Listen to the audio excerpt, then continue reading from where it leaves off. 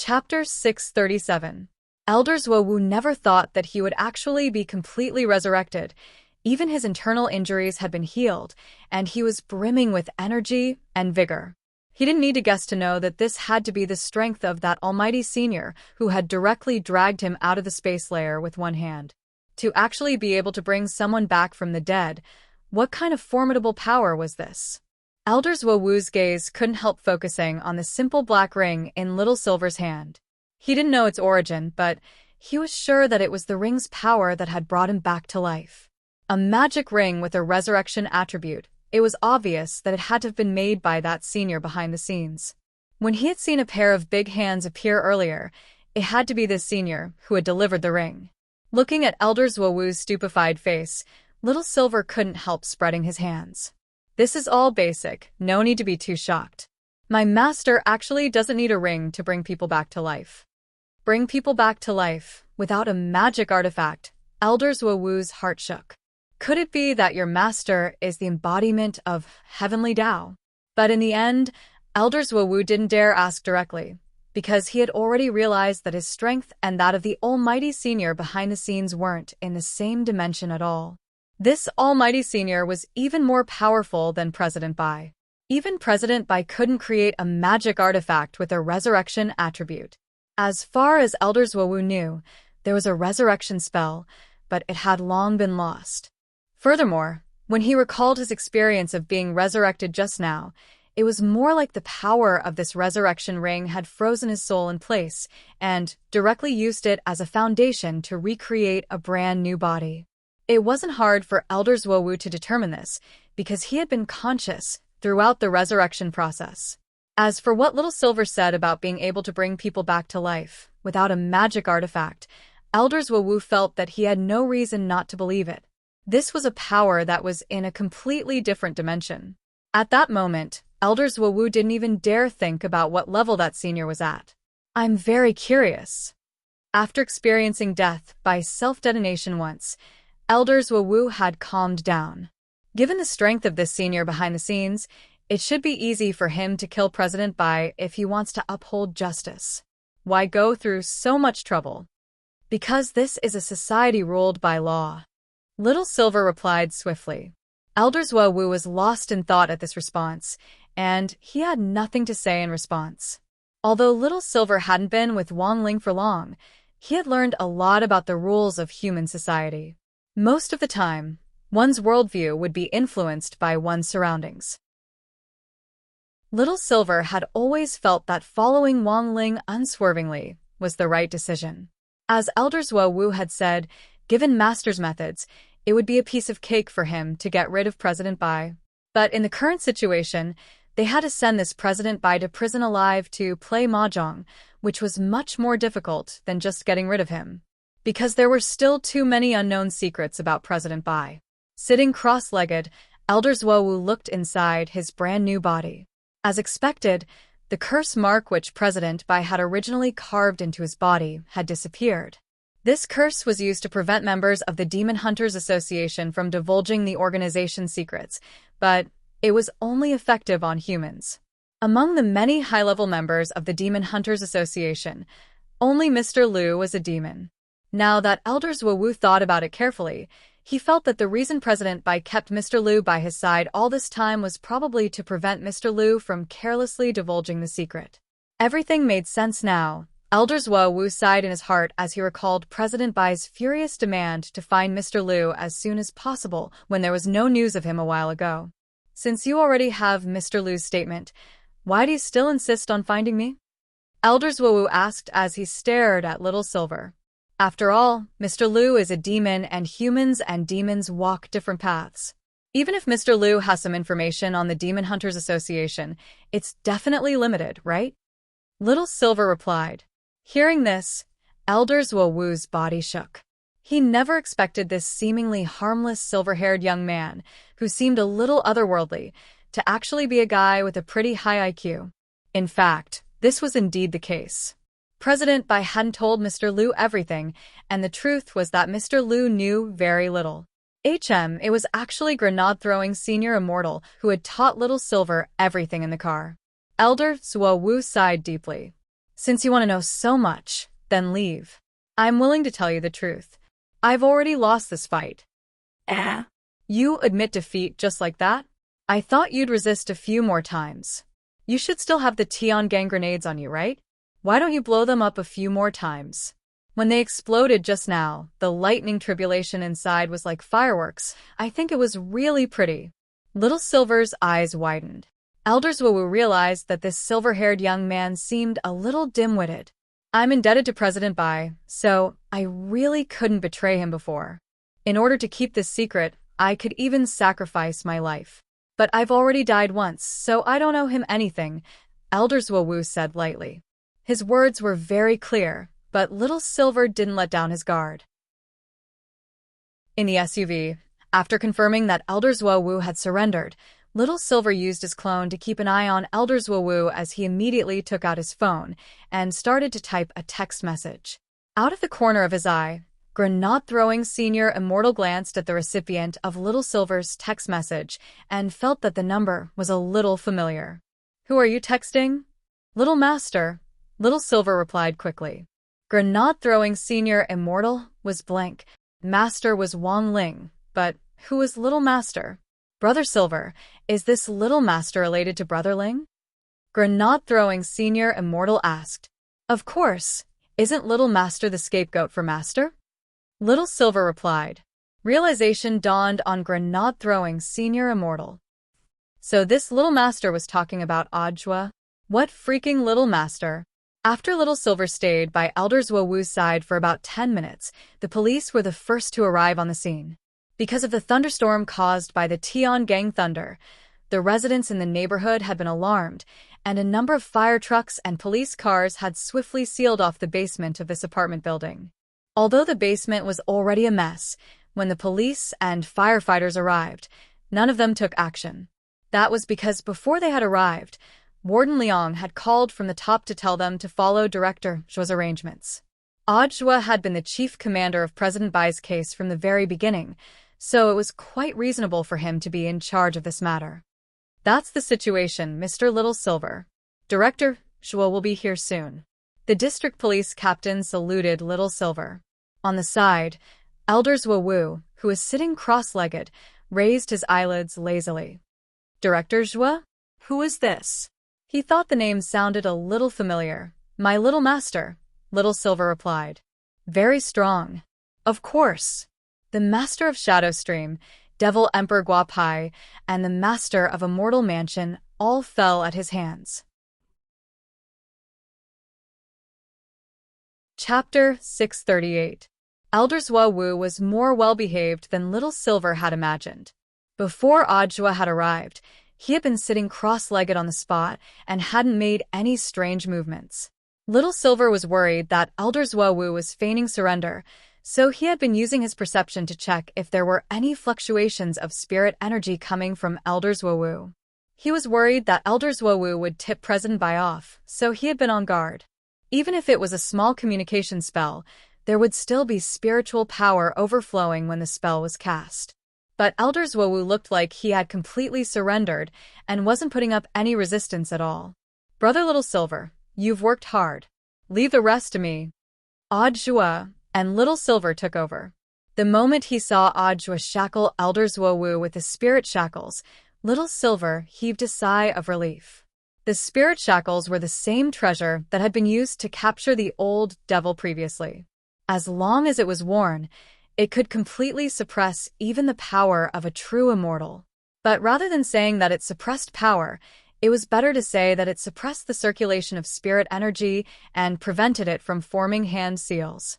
Its function was like a spirit energy remover. It was a magic artifact that could forcibly suppress the output of spirit energy.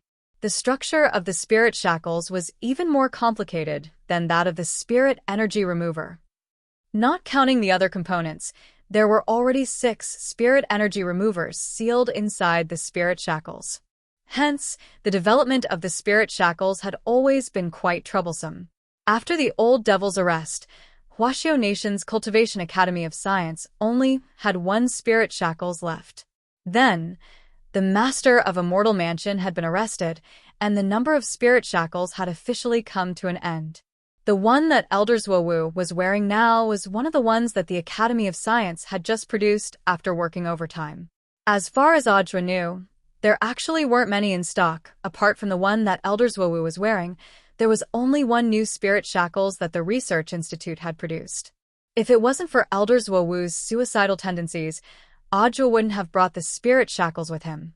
But given the current situation, it was better to be cautious before Elder Zhuowu was officially taken into custody. As Audra thought this, he directed someone to take Elder Zhuowu to the prison car. Songhai First Prison had a powerful barrier to suppress prisoners, so after Elder Zhuowu was taken inside, there was actually no need to wear the spirit shackles. An artifact like the spirit shackles should only be given to prisoners who were at the level of playing mahjong. This sudden incident, which started with Elder Zhuowu taking the lead, finally came to an end with his arrest.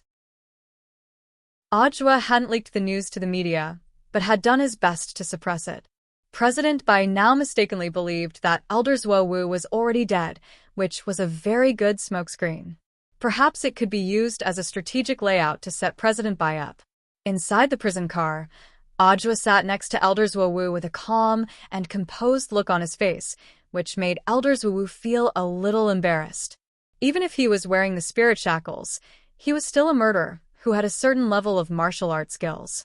This person was actually completely unafraid of him. When all was said and done, he was someone who had weathered great storms. Feeling a little uncomfortable under Elder Zhuowu's gaze, Audra frowned and looked back at him. "You have the right to remain silent." Elder Zhuowu was silent for a while, then couldn't help asking, "Are you really only at the Golden Core stage?" This was what Elder Zhuowu was very curious about. Generally speaking, none of Huaxio's leading cadres were lower than the nascent soul stage, and at the Golden Core stage, they were at most police captains or something like that. If a leading Golden Core cadre didn't have any meritorious service, it was actually very easy for people to think that he had gone through the back door. But the problem was that it was harder for an ordinary Golden Core cultivator to achieve meritorious service than to reach the sky. So how this Director Zhua had been able to help capture the Master of Shadow Stream, the Old Devil, the Master of Immortal Mansion, and Evil Sword God back then was a rather mystical question. Zhua smiled. "What? Are you looking down on Golden Core cultivators?" In fact, Elder Zhuowu wasn't the only one who had asked this question, so Audra was already used to it. Since he had taken office, there had actually been no end to all kinds of talk about him, but he wasn't flustered at all. Audra still remembered how he had inexplicably killed the Demon King back then and become deputy director. At that time, he had indeed felt very flustered. But that feeling had now disappeared, because he was well aware that he had a very powerful Shifu. When the prison car was about to reach Songhai First Prison, Elder Zhuowu asked curiously, "Are Devil Emperor Guapai, the Master of Immortal Mansion, and Evil Sword God really locked up there?" "Every time, and they're all locked up in the same special cell." Audra nodded. "Why, do you still want to get their autographs?" Elder Zhuowu looked as if he had been hit on the nail on the head, and he stared at Audra longingly. Can I?" Audra smiled slightly. "Don't even think about it. You're too weak to be locked up with them." Elder Zhuowu. "Audra, but if you're willing to tell me the truth, I can help you get their autographs." Elder Zhuowu. This was a move that Audra had just thought of, and had been inspired by his Shifu Wang Ling. Why was Loopy Toad so rich? Actually, a lot of the money had been given to it by Audra, who had asked it to record Wang Ling's daily life at home, so that it could comprehend it. What realm was Shifu at? His every word and deed was worth pondering. A while ago, Audra had asked Loopy Toad to write down all the exercise papers that Wang Ling had bought, and Audra had run to the bookstore to buy the exact same ones, and had started to do the exercises. Although it had been many years since he had graduated, Audra firmly believed that his Shifu definitely had a reason for doing these exercises. The Shifu showed the way, but it was up to the individual to cultivate. Audra had to work harder. Like this time, when he had used Wang Ling's autograph to tempt Elder Zhuowu into confessing, Audra had comprehended the deal Wang Ling had made with the Heavenly Tao a few hours ago. Equivalent exchange. Not only was this suitable for dealing with the heavenly Tao, it was also suitable for inducing confessions. At around 8:00 in the evening, Little Silver and Grenade-throwing Senior Immortal successfully arrived at the Wong family's small villa. When they entered, Mother Wong was overjoyed. "Yo, Miss Silver, you're here." Mother Wong had always firmly believed that this fair-faced girl was a girl. Grenade-throwing brought me here." Little Silver nodded. He didn't find it strange that Mother Wong had misunderstood his gender. This was Master's Lord Mother, and he didn't care at all about gender misunderstandings if he could make her so happy. "Where's Grenade-throwing? Why don't you come in and sit down? He has something to do, so he's going back first." Little Silver waved his hand, then took out 2 large sacks of broccoli from his storage bag. "Grenade-throwing just planted these broccoli recently. They're all for Senior." Mother Wong dropped her forehead. "That's too much."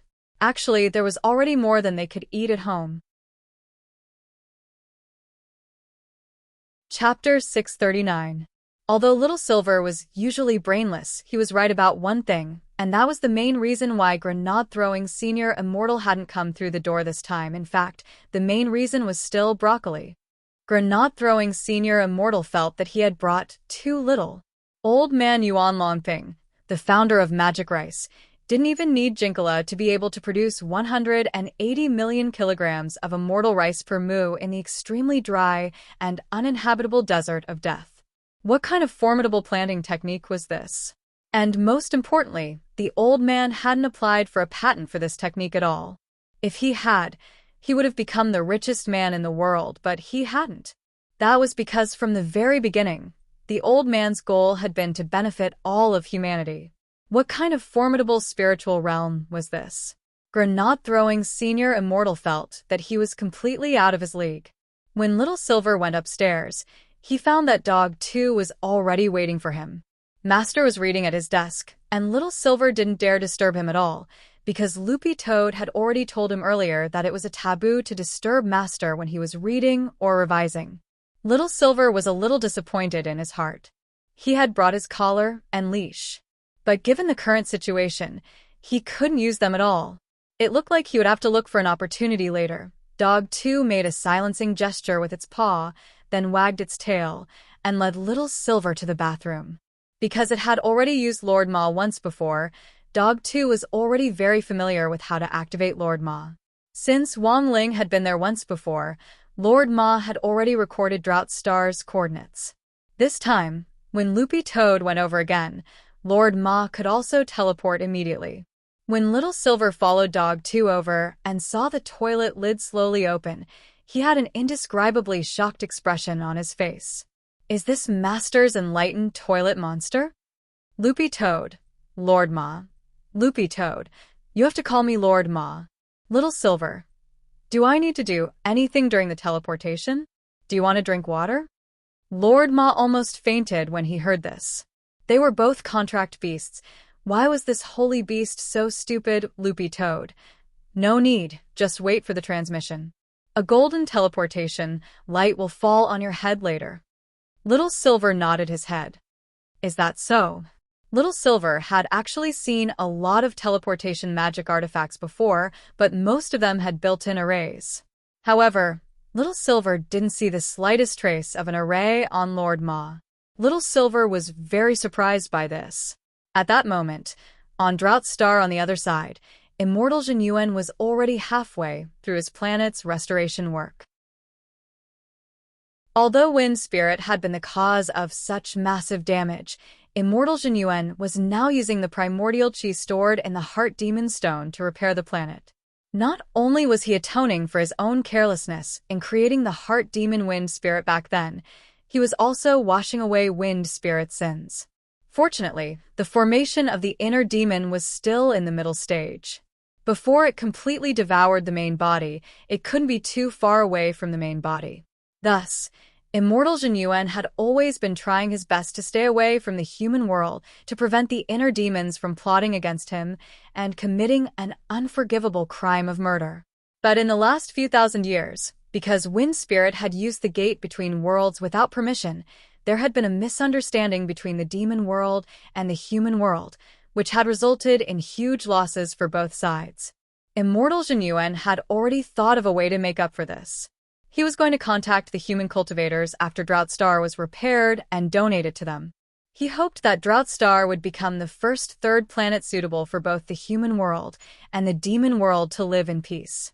Immortal Zhenyuan wiped at his sweat and floated in the air as he looked at the progress of Drought Star's restoration. Drought Star's surface was now basically complete. Furthermore, Immortal Zhenyuan had repaired the dry and cracked land that had been lacking water to begin with. It was as if he had added a layer of abrasion to it.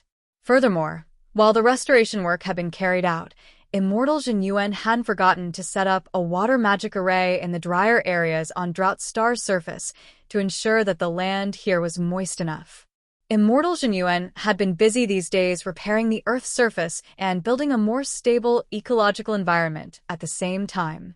Hands on his hips, Immortal Zhenyuan nodded in satisfaction. Now, the only thing left is to repair the space cracks.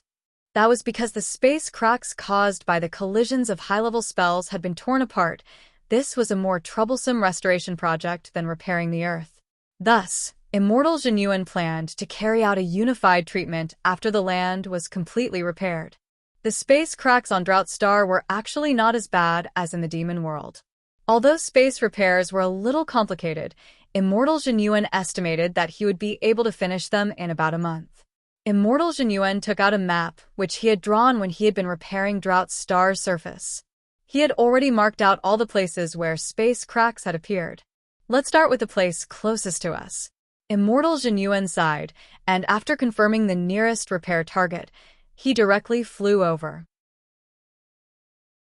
But Immortal Zhenyuan frowned at the scene in front of him, because he realized that there were actually 2 openings in this space. If there were 2 openings, he would have marked them on the map back then. Is this a new crack? Chin in hand, Immortal Zhenyuan frowned slightly as he gazed at the crack.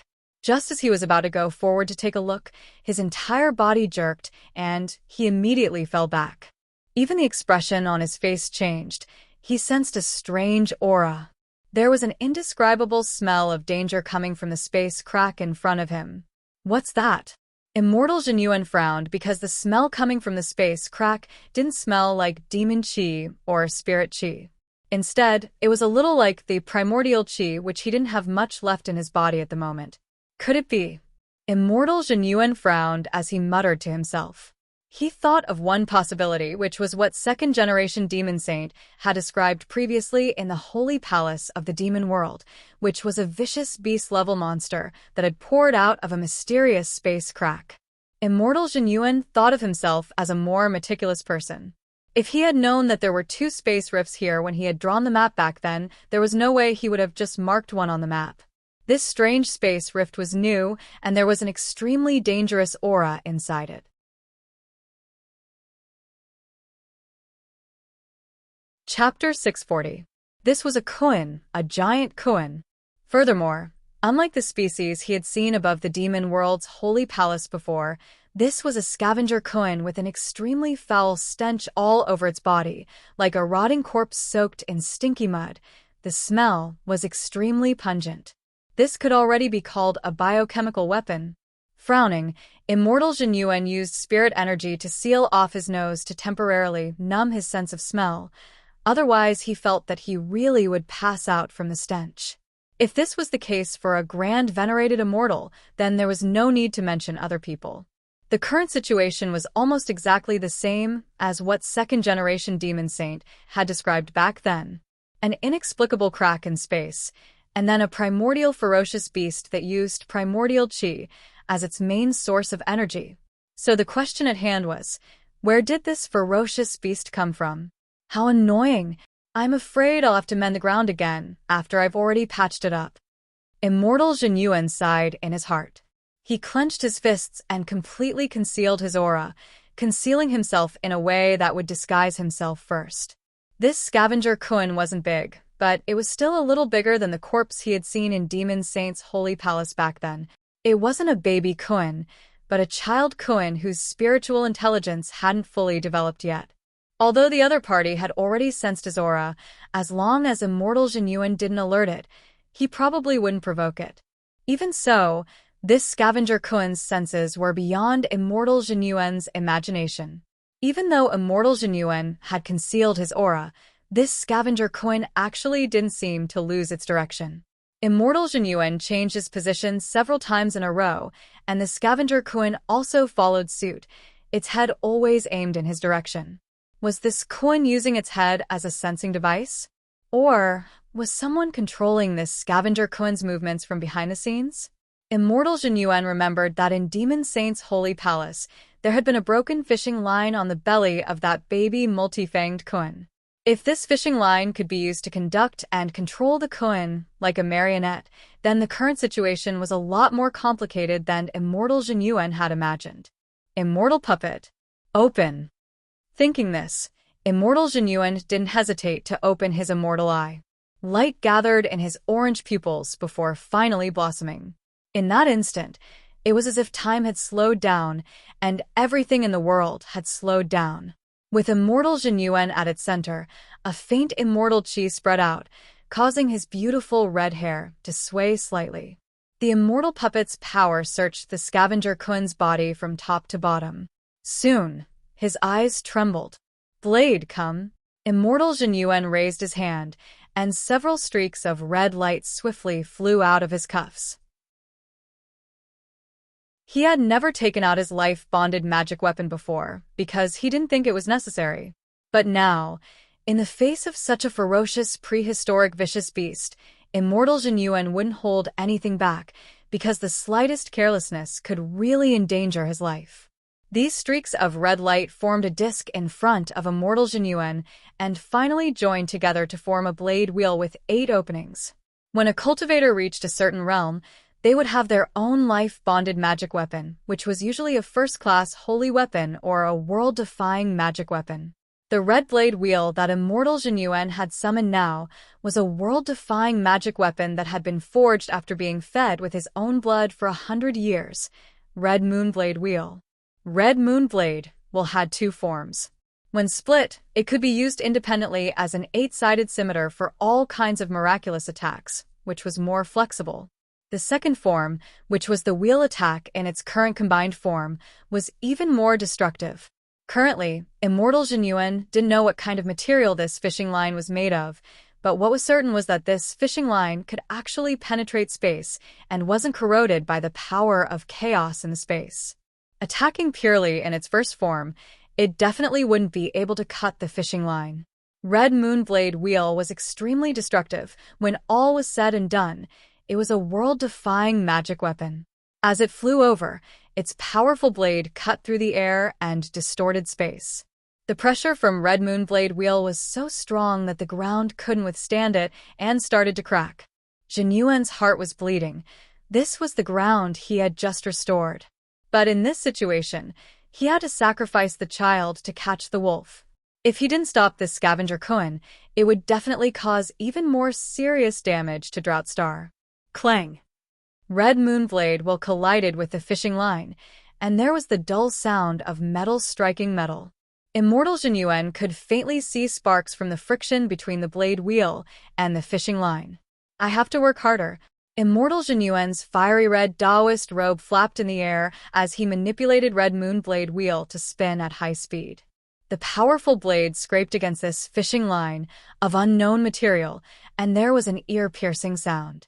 Since Wind Spirit's disappearance, Immortal Jinyuan had never used his strength like this before. He did his best to make Red Moonblade Wheel spin at its fastest speed. It should work. Immortal Jinyuan furrowed his brow. At the same time, the scavenger Kuen on the ground shrieked as the Red Moonblade disc spun. It was as if the fishing line was connected to its nerves. When the fishing line collided with the Red Moonblade disc, the scavenger Kuen sank into madness and looked to be in extreme pain. Very soon, there was a crisp sound. It was the sound of the fishing line snapping success. Immortal Jinyuan was delighted. But the moment the fishing line snapped, the scavenger Kuen started to uncontrollably spit out purple-black rotting liquid onto the ground. Fortunately, this was just a child Kuen and wasn't very big. It was only a dozen or so meters long. If it had been an adult giant Kuen, Its wingspan would have been more than 10,000 feet, and Immortal Jinyuan felt that it would have been very difficult for him to withstand such a vicious creature. Immortal Jinyuan wasn't in a hurry to make a move. Instead, he carefully observed the koan in the air for a while, and finally concluded that this scavenger koan spitting out rotting liquid was a stress reaction to the fishing line snapping, like a person vomiting karsic. After the line on its back was cut, this child koan looked much less ferocious, and its perception wasn't as strong as it had been when it had first appeared. Now that Immortal Jinyuan was a little stealthy, the other party was already unable to detect him. It seemed that baby koan and child koan indeed didn't have the ability to attack on their own. Immortal Jinyuan had been wondering this when he had seen the baby multifang koan in Demon Saint's Holy Palace, but now it seemed that he had an explanation. Whether it was a baby koan or a child koan, although they had the ability to attack, these prehistoric vicious beasts generally wouldn't take the initiative to attack at this stage. Vicious beasts learned their attack skills from their parents as they grew older. At this stage, they still needed enough nutrients to grow, and attacking would usually affect their development. Chapter 641. After spitting out the acid, the scavenger koan gradually calmed down. The puppet technique was an evil technique that was absolutely forbidden among human cultivators. This was because the principle behind the puppet technique was very malicious. What it consumed wasn't the energy of the caster, but the energy of the victim. The victim of the puppet technique would continuously produce energy at the cost of their lifespan until they ran dry. Thousands of years ago, when this spell had just become popular, the victims would eventually be completely drained of their energy by the caster before they slowly withered away and died. But the caster would be completely unscathed. Immortal Jinyuan wasn't sure whether the puppet spell was controlling this scavenger koan's movements, but he was sure that the principle behind this spell was similar to the puppet spell. While Immortal Jinyuan was pondering this, a golden light suddenly appeared in the sky, and Loopy Toad and Little Silver descended abruptly, both wrapped in the golden light shield that Wang Ling had cast on them. After Dog 2's trip to the demon world last time, Wang Ling had reconfigured Lord Ma. From now on, everyone who was teleported through Lord Ma would have their own golden light shield on them, except for those who had been washed away by Lord Ma. Loopy Toad and Little Silver landed in front of the giant scavenger koan's corpse.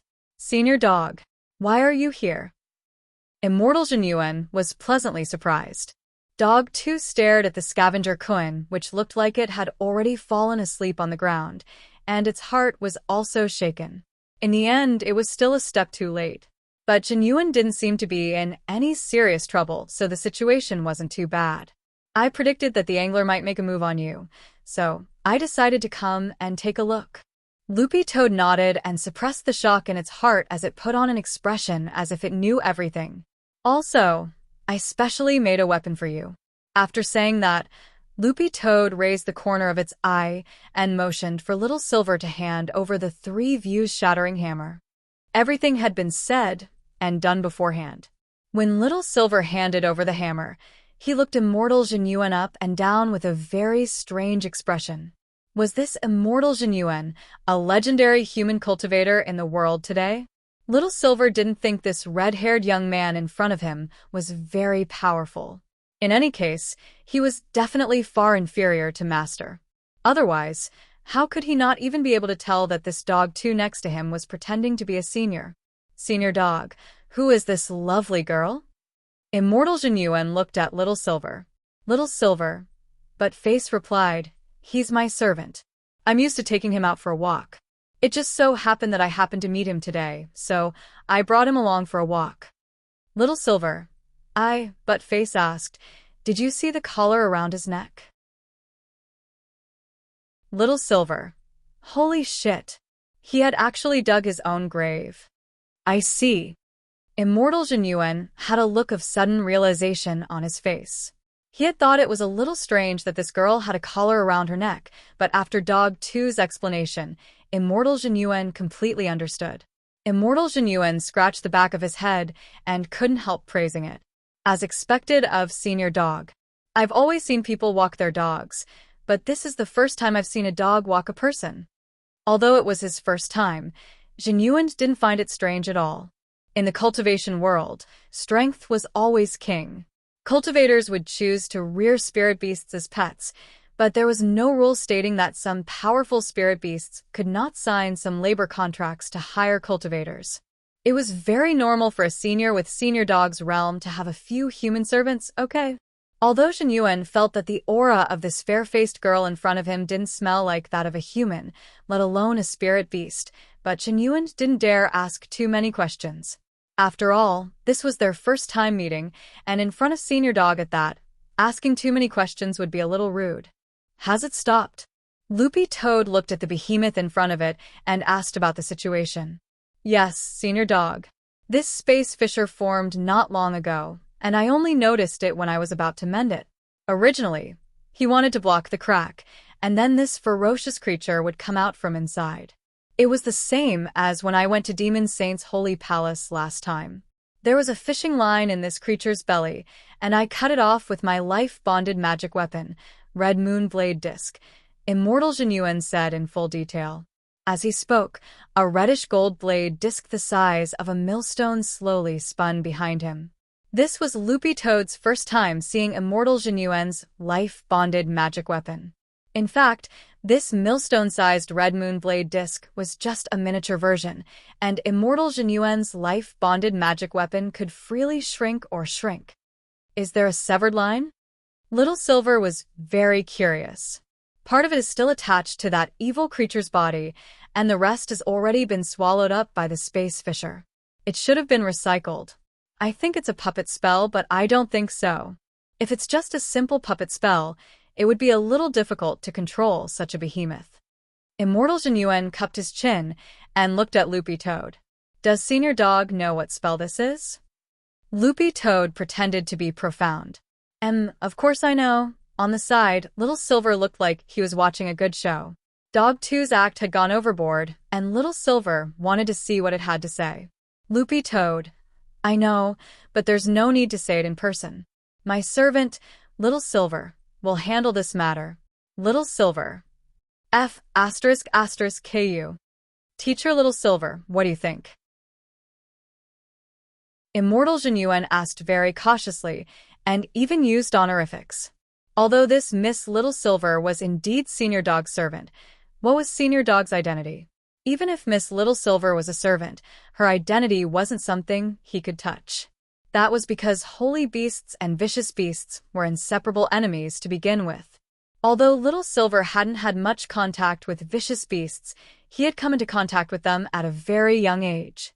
That was before holy beasts had gone extinct, and before Dog Saint had been made into a hot pot. Everything had been pretty wonderful. Little Silver frowned as he looked at the scavenger coin, which seemed to have already fallen asleep. Was it a puppet spell? That shouldn't be possible. The puppet spell usually controlled targets that weren't too big. Thousands of years ago, people who had mastered this spell knew how to apply the 100 puppets demonstration technique, which meant that they could control over 100 puppets at the same time. But in the end, these puppets were very small. It would be very difficult to control such a huge vicious beast with a puppet spell alone. It's the puppet goo spell. Little Silver suddenly raised his head and said,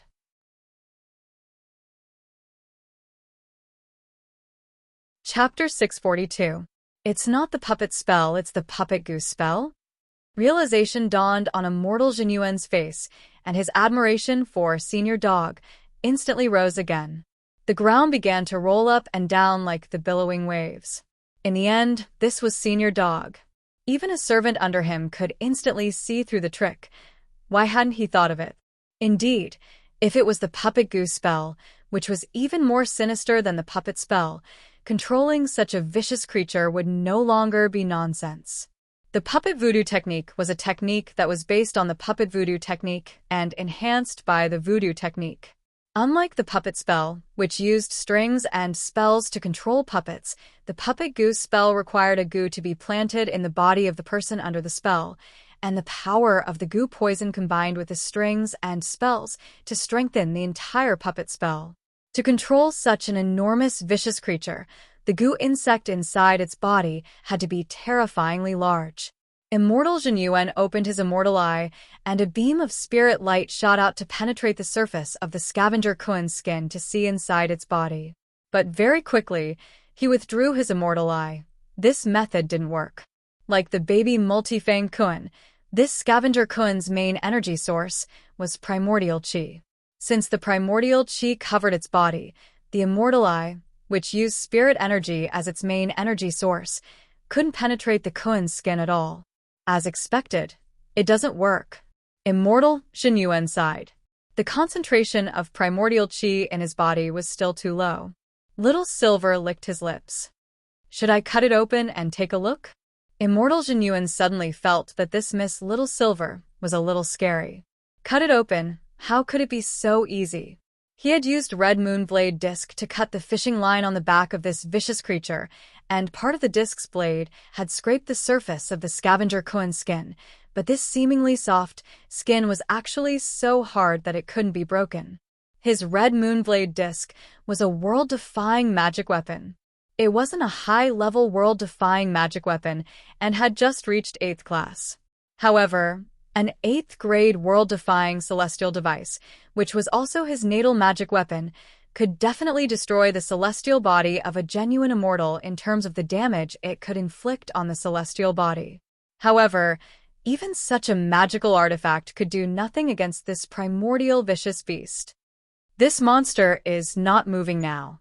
Let's find a way to block the crack first. Immortal Jinyuan frowned slightly. Worried that something unforeseen might happen, he wanted to be the first to block that unusual space fissure. However, just as he was about to make a move, an extremely ferocious pressure came from the spatial rift. Senior dog. Something else is coming out. Immortal Jinyuan had a bad feeling in his heart. Loopy Toad and Little Silver were on guard at the same time. Because of the protective golden light around them, this pressure had a limited effect on them. But just by looking at the momentum, they knew that this fissure was probably going to spit out something incredible again. The baby multi-fanged Kuen in the Demon Saint's holy palace, and the scavenger Kuen in front of him. What would it be this time? At this moment, a strand of tension lingered in the surroundings. It's a big guy this time. Little Silver scared. Although the monster in the crack hadn't come out yet, he could already sense that it wasn't simple. This kind of pressure probably didn't belong to an adult prehistoric vicious beast. Let's try this hammer, Loopy Toad reminded them at that moment. They weren't flustered at all. After all, with the hammer that little Masterling had just personally forged in front of them, if they really ran into an opponent they couldn't handle, they could settle it with one blow. It was impossible to make a move. How could they beat this kind of monster? As Little Silver had guessed, it was a big guy this time. The space fissure tore open visibly and became wider than before.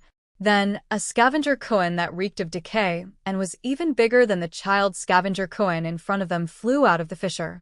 This scavenger Kuen was more than 10 times the size of the one on the ground. It flew out of the fissure like an aircraft carrier, and its huge shadow directly covered Loopy Toad's astonished face. Furthermore, this was just the upper half of its body. The other half was still in the space fissure. This thing was way too big. Immortal Jinyuan was greatly alarmed. It really is an adult scavenger Kuen, but this size means that it has just reached adulthood. A real adult scavenger Kuen is even bigger. Little Silver's expression was as calm as an ancient well. Although this vicious beast was big, it didn't scare him at all. Back then, Dog Saint's double sizing had been even bigger.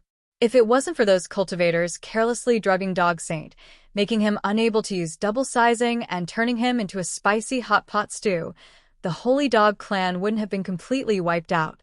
Immortal Jinyuan, Loopy Toad, and Little Silver scattered on the spot and retreated a little. To their surprise, this adult scavenger Kuen didn't seem to have any intention of attacking. Instead, it directly opened its mouth wide and made a swallowing motion at the child scavenger Kuen on the ground. It looks like the angler wants to use this adult scavenger Kuen to swallow the child scavenger Kuen on the ground and take it back.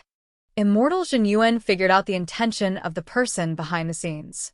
Since that's the case, we can't let him succeed, Loopy Toad said with a frown. The angler's action of choosing to take it back rather than attack was enough to prove that there was a secret inside the child scavenger coin on the ground that the angler didn't want them to know. As for what secret this child scavenger coin was hiding, they would only find out after it was cut open. "Senior, don't do anything. Leave it to me." After saying that, Immortal Jinyuan was the first to rush forward. Loopy Toad, all right, Red Moonblade Disc's attack had already been quite weak against the child scavenger coin, and it was clear that it was almost impossible to cause any damage to this adult scavenger coin. All of his hopes rested on that little hammer. Immortal Jinyuan gripped the hammer tightly. He had never seen this hammer before, and it didn't look very impressive. But since this hammer had been made by Senior Dog, it should be effective, right? While Immortal Jinyuan was thinking this, he raised the pitch-black hammer and directly swung it down at the adult scavenger coin. Bang! There was the muffled sound of a collision. Immortal Jinyuan was thrown back, but he wasn't injured. The moment he was thrown back, the adult scavenger coin, which had been hit by the hammer, suddenly roared in pain, and its swallowing motion instantly froze. The weakening effect had taken effect. Now is the time for all living things to be equal. Hurry up and attack. Dog 2 reminded him. All right. Senior. Immortal Jinyuan grit his teeth and operated Red Moonblade Disc again.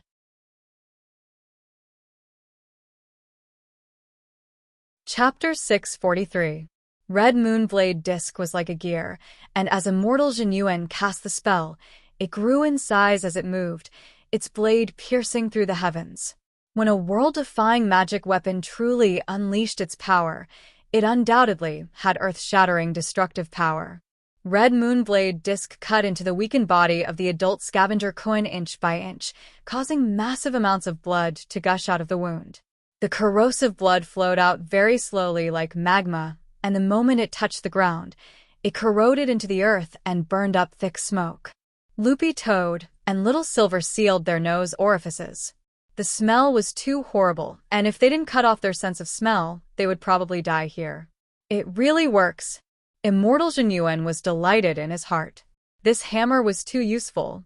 In the end, it was Senior Dog who could actually create such a powerful limited-use magic weapon. It could only be used 10 times in total, so he had to use it sparingly. The adult scavenger coin let out a pained cry, and the mysterious angler on the other end of the crack seemed to sense something.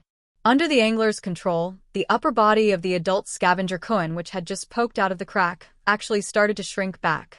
"Wanna leave?" Not so easy. Jinyuan grit his teeth and operated Red Moonblade Disc with all his might. In a flash, the disc expanded by several hundred inches and directly cut off the upper body of the adult scavenger coin along with the fishing line on it. Mend. The moment the scavenger coin's body fell, Immortal Jinyuan directly used the Heart Demon Stone as an energy source to directly extract primordial chi from it and use the Skymen Stone to plug the crack. The Skymen Stone was a synthetic cultivation industrial material used to repair space cracks. It was very expensive, but it was very effective in mending space. But the moment Loopy Toad saw Immortal Jinyuan take out the Skymen Stone, its heart was still shaken. This Skymen Stone could probably buy 5 houses in Jinghua when all was said and done. This was a legendary cultivation big shot. Loopy Toad had simply been caught off guard when he took out such an expensive stone. After mending the abnormal space crack, Immortal Jinyuan breathed a sigh of relief. Previously, he had wanted to conserve the vital energy stored in the demonic heart stone and use his spiritual power to activate the divine mending stone to repair it. Although he could successfully repair it, it was rather time-consuming. Now that it used the Origin True Chi as its main energy source, the Heaven Mending Stone actually blocked the crack in space in an instant. Jinyuan hadn't noticed it before because he hadn't had a comparison. Now that he did, he realized that the gap between spirit energy and primordial chi was indeed a little big. Immortal Jinyuan looked at the half of the adult scavenger coin's corpse. Just as he was about to lean over to take a look, this half of the body actually directly turned into a puddle of rotten mud on the spot, corroding a huge hole in the ground. Not dead. Immortal Jinyuan frowned. This is a primordial vicious beast. How can it die so easily? Little Silver said from the side. The difference between holy beasts and ferocious beasts was like the two extremes of yang and yin. Holy beasts focused on intelligence, while ferocious beasts focused on strength. However, if they both developed to the later stages, the strength of the two would actually be about the same. The only difference in the early stages would be the direction of the growth of their attribute points. Thus, ferocious beasts had extremely strong regenerative abilities. Even if half of their bodies were cut off, they could still survive as long as their core wasn't damaged. It was even more difficult to find the core in such a huge ferocious beast. A ferocious beast's core was very small, like a grain of millet. In a normal situation, it would already be very difficult for someone to fight a ferocious beast for the first time, and they wouldn't be able to care about looking for the core at all. Little Silver stared at the puddle of rotten flesh in front of him and sighed in his heart. If it was Master, killing such a ferocious beast should be as easy as turning over his hand, right? Little Silver couldn't help recalling the first time he had fought Master. At that time, Master had still been wearing a sports coat, and he had very handsomely raised his hand to slap Little Silver in his beast form and sent Little Silver flying with one slap. At that time, Little Silver vividly remembered how he had felt. He hadn't felt angry, nor had he felt the slightest bit of pain. Instead, after being slapped, he had felt a sense of excitement, as if he had indulged in a powerful, oppressive force.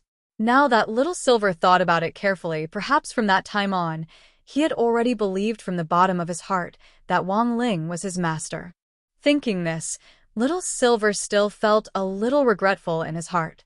Who knew when Master would be able to hit him again? The adult scavenger Kun fled, leaving behind this child scavenger Kun that had already broken free of control. The child scavenger Kun itself wasn't aggressive unless there was someone controlling it from behind. Now, the fishing line on this scavenger Kun had already been cut, and it lay motionless on the ground. The 3 view-shattering hammer's weakening ability was a group attack that could forcibly weaken any hostile enemy. While this weakened state hadn't completely disappeared, Immortal Jinyuan continued to use Red Moonblade Disc, intending to cut open this scavenger Kun's body layer by layer to see what on earth was inside. Since he couldn't find the core, he just had to continue to cause damage to this scavenger Kun. Furthermore, the recovery ability of a child scavenger Kun wasn't as good as that of an adult scavenger Kun. In this weakened state of all creatures are equal, Immortal Jinyuan felt that everything was now completely under his control. Let me see what on earth is inside this vicious creature of yours. Immortal Jinyuan's eyebrows furrowed into a small knot. Then, he carefully manipulated Red Moonblade Disc to make precise cuts. The scavenger Kun roared in pain and tried to flee, but Immortal Jinyuan raised his hand and nailed it to the ground with a golden light. Loopy Toad's heart shook as it sighed at how amazing Little Master Ling's little hammer was. This kind of weakening was just too sick in this weakened state. Whether it was a child scavenger Kun or an adult scavenger Kun, neither had the ability to resist. This thing had rough skin and thick flesh, and now that Red Moonblade Disc continued to cut it open, the first layer of skin was finally completely peeled off. Jinyuan and Loopy Toad had thought that they would find a goo insect or something inside its body, but in the end, they were greatly astonished by what they saw. Inside this child scavenger Kun, there was actually another scavenger Kun wrapped up inside it, Immortal Jinyuan. Loopy Toad. Little Silver. To refine an even smaller Kun into a goo insect, and then use the puppet goo spell to attach the goo insect to another Kun. What kind of operation was this? Senior Dog, let me try again. Jinyuan was a little dumbfounded, and then continued to operate the blade disc to remove the second layer of skin of this Kun. Although it was a little hard to believe, they had indeed seen it. Inside this second Kun hidden inside the body, there was actually a third Kun.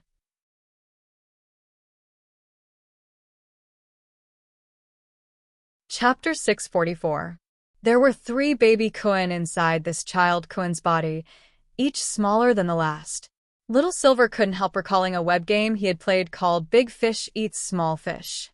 Refining an even smaller Kun into a goo worm and then using the puppet goo spell to plant the goo worm inside the smaller Kun to parasitize it. Immortal Jinyuan came up with a guess. Little Silver thought for a bit, then cupped his chin and narrowed his eyes as he said softly, "That should be the case, but this angler also used a characteristic of a vicious beast like a koan." "What characteristic?" Immortal Jinyuan asked in a low voice. "Have you ever played the big fish eat small fish game?" Little Silver explained, "When a vicious beast like a koan is in danger, it has a unique way of strengthening itself, and that is to devour smaller koan to strengthen itself. This is my first time seeing this, but my grandfather mentioned it to me when I was in the clan, so it definitely isn't fake." Hearing this, Immortal Jinyuan and Loopy Toad both understood. Planting a goo worm inside an adult koan was obviously as difficult as ascending to heaven, but it was very easy to plant it in a baby koan that had just been born and wasn't too big. Coupled with the koan's characteristic of the big swallowing the small to strengthen itself, controlling a baby koan with a goo worm was the same as controlling an even more powerful adult koan. Immortal Jinyuan couldn't help recalling the half of an adult koan that he had cut open with red moonblade disc. Although it had looked like a bloody mess, now that he thought about it carefully, when he had cut it open, the cross-section had been like a 1,000-layer cake. Immortal Jinyuan had never dealt with a vicious beast before and had thought that this was the structure of a koan's body. Now that he thought about it, the adult koan that had survived after Immortal Jinyuan had cut off half of its body had probably swallowed several smaller koan. However, this was not the most frightening part of the story. It was actually the angler. To be able to make a prehistoric vicious beast like a koan feel threatened and use the big swallowing the small stress response to force itself to strengthen itself. What realm was this angler's expert realm? Immortal Jinyuan shivered. He was very glad that he had met Senior Dog, otherwise his encounter with a vicious beast on Drought Star this time might have ended tragically. The little hammer that Senior Dog gave him, he had to use it carefully. Immortal Jinyuan sighed in his heart. This magical little hammer was a genuine life-saving magic treasure. Furthermore, it was all thanks to Senior Dog's divination that he would be in trouble this time and had specially sent Little Hammer over. Otherwise, the consequences would have been really hard to predict. So, even though Immortal Jinyuan was a little afraid of this mysterious unknown person, he felt inexplicably at ease when he thought about how he still had Senior Dog behind him. Since Senior Dog was able to create this magical hammer to counter, it meant that Senior Dog's strength might be on par with that mysterious angler's. The most troublesome thing right now was that they didn't know what the intentions of the mysterious angler were, nor did they know where he was. The only thing they knew was that it wouldn't be easy for the mysterious angler to tear open the spatial wall and let the koan fly over. That was because every time a special spatial crack was formed, it would be a true disaster if it was formed on a large scale. All in all, Immortal Jinyuan felt that this situation where they were out in the open and the enemy in the dark was actually very disadvantageous to them. The situation could be said to be a blur, and there was next to no information on the angler. But now, it wasn't that they didn't have any clues. Immortal Jinyuan stared at the already imprisoned baby koan on the ground, and an idea stirred in his heart. "Senior Dog, do you want to cut it down again?" Immortal Jinyuan asked. What was in front of them now was the second baby koan that this child koan had swallowed. "Keep cutting," Dog 2 said in a low voice. Actually, it was also very curious about how many more layers there were inside. "Very well, Senior," Immortal Jinyuan replied very politely. He concentrated on manipulating Red Moonblade disc and adjusting its size. The young koan inside were now getting smaller and smaller, so he had to be extra careful when cutting them.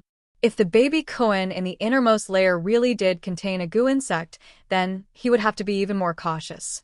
The origin of the goo worm could be one of the important clues that could control the mysterious angler at present, because there weren't many cultivators who knew how to use goo to begin with. And among this small group of cultivators, there was actually someone who knew how to use a powerful goo to control a primordial vicious beast. The number of people who were on the list in history could be counted on one's fingers. In fact, there was another clue. It was Little Silver's holy beast blood tracking spell. When the mysterious angler had retrieved the adult koan earlier, Little Silver had already left a few drops of his own blood on the koan. If this adult Koan could finally return to the angler's side smoothly, Little Silver would be able to use the tracking spell to determine the angler's approximate location. It was just that this was a private mission that Little Masterling had assigned them, so Dog 2 and Little Silver kept it to themselves and didn't directly say it out loud. I'm going to cut it. At that moment, Immortal Genuine felt like a surgeon in an operating theater who was about to operate on a patient, and he was especially nervous. But at the same time, there was a faint sense of excitement, as if he were about to open an express delivery. Hovering in the air, Immortal Genuine slowly lowered the red moonblade disc and started to cut open the skin of the second baby Koan in his body. This scene gave off a chainsaw déjà vu. Little Silver had finished watching this movie not long ago, and for some reason, he felt that it was very tasty. Seeing this, Little Silver rubbed his belly. It was a pity that he had been on a diet recently, so he rarely ordered takeout. He planned to eat broccoli with grenade-throwing Senior Immortal for a while. But looking at this scene in front of him, he suddenly wanted to eat Midnight Dining Hall's red braised food. Boss Tan Siming and grenade-throwing Senior Immortal were friends, and each time grenade-throwing Senior Immortal placed an order, Tan Siming would give grenade-throwing Senior Immortal discounts and red packets. He was a very enthusiastic boss. Red Moonblade disc spun, and as blood gushed out of the second baby Koan, the surface of its skin was cut open perfectly. This cut was perfect and didn't touch the baby Koan's internal organs. Dog 2 and Little Silver stepped forward to take a look, and the scene in front of them was beyond their expectations. Because what was inside this baby Koan wasn't a Koan. It was a living person.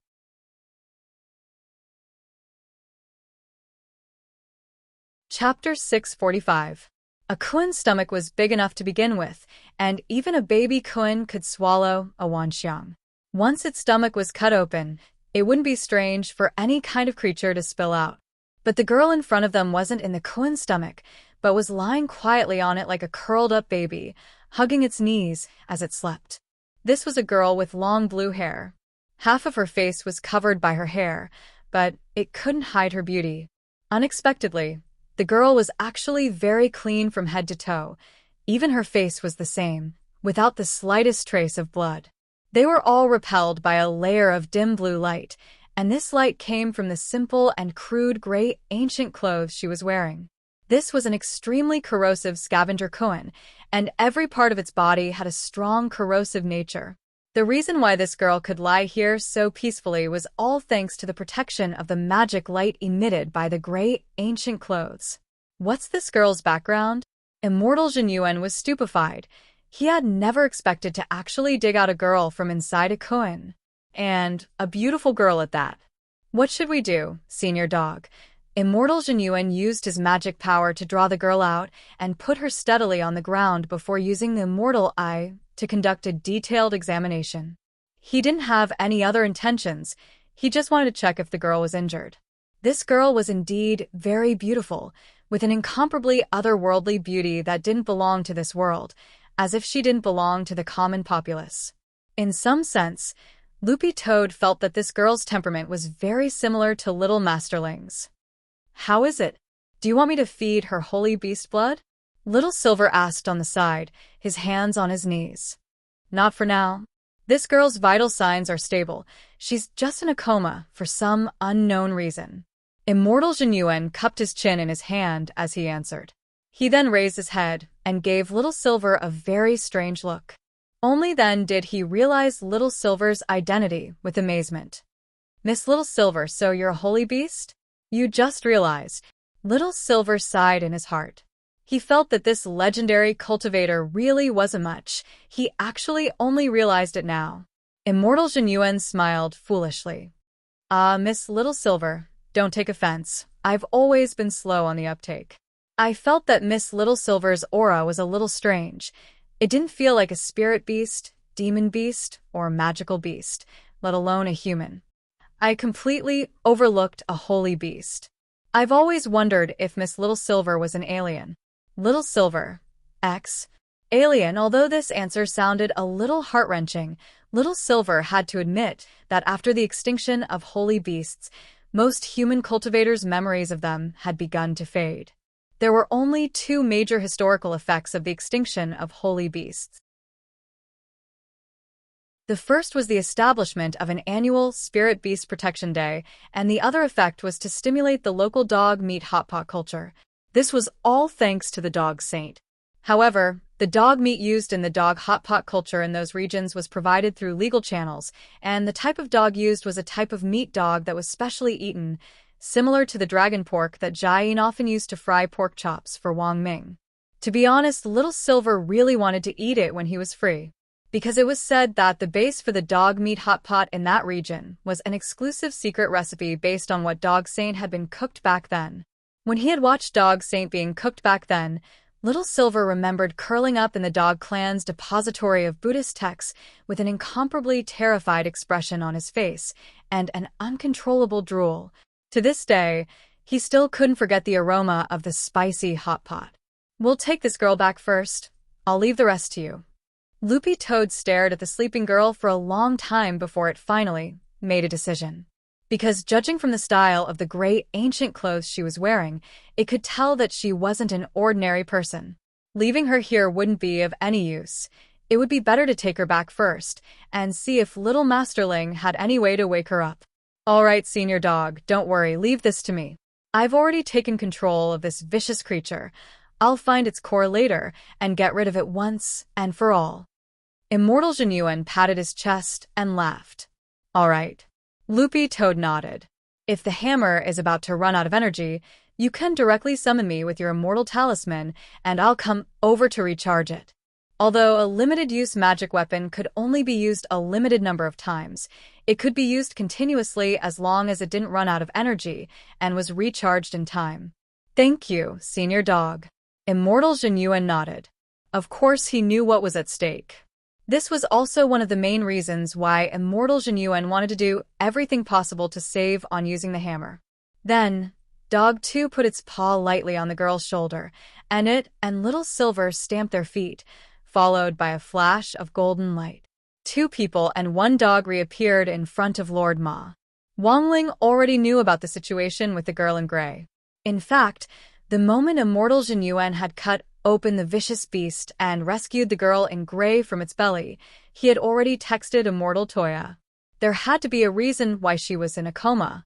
Furthermore, the girl's background was unknown, so Wang Ling didn't want to directly wake her up in his own home. He didn't know this girl at all. Since her vital signs were stable and she had just fallen into an inexplicable coma, Wang Ling felt that the only thing he could do was send her to the hospital in time. He wasn't a hero, so he didn't need to show off by saving a damsel in distress. What was more, he still had to worry about the Beast King's remains summer camp in 2 days. After the summer camp, there was still the final exam. What wasn't more important than this? Thus, when Dog 2 and Little Silver brought the girl back, all Wang Ling could do was very gentlemanly place her on his bed with attraction spell. Fortunately, she was very clean and didn't need any special purification treatment. The only thing that Wang Ling was a little curious about was the gray clothes she was wearing, because they had the aura of heavenly Tao on them. Wang Ling stretched out his hand to touch the gray clothes to see what they were made of. In the end, he had just stretched out his hand when Mother Wang directly opened the door and came in. Mother Wang sucked in a breath at the scene in front of her. The girl in gray was sleeping soundly on the bed, and Ling Ling's action of reaching out to touch the hem of the clothes, what were they doing? Mother Wang covered her mouth in astonishment.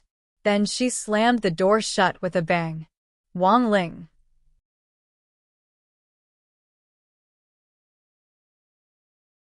Chapter 646. This was already the second time. What was it like to be misunderstood by your own mother for the second time? Wang Ling felt that it was as embarrassing as someone seeing you dripping yogurt on your pants while wiping it off with a tissue in the bedroom. Looking at the bedroom door, Wang Ling felt that it was time for him to enchant it as well, at the very least, add a function for protection. It wasn't that Mother Wang didn't have the habit of knocking on the door, but that sometimes when she was in a hurry to say something, she would forget to knock. It could only be said that all mothers in the world were like this. Wang Ling looked at the girl in gray on the bed, and his eyebrows furrowed into a small knot.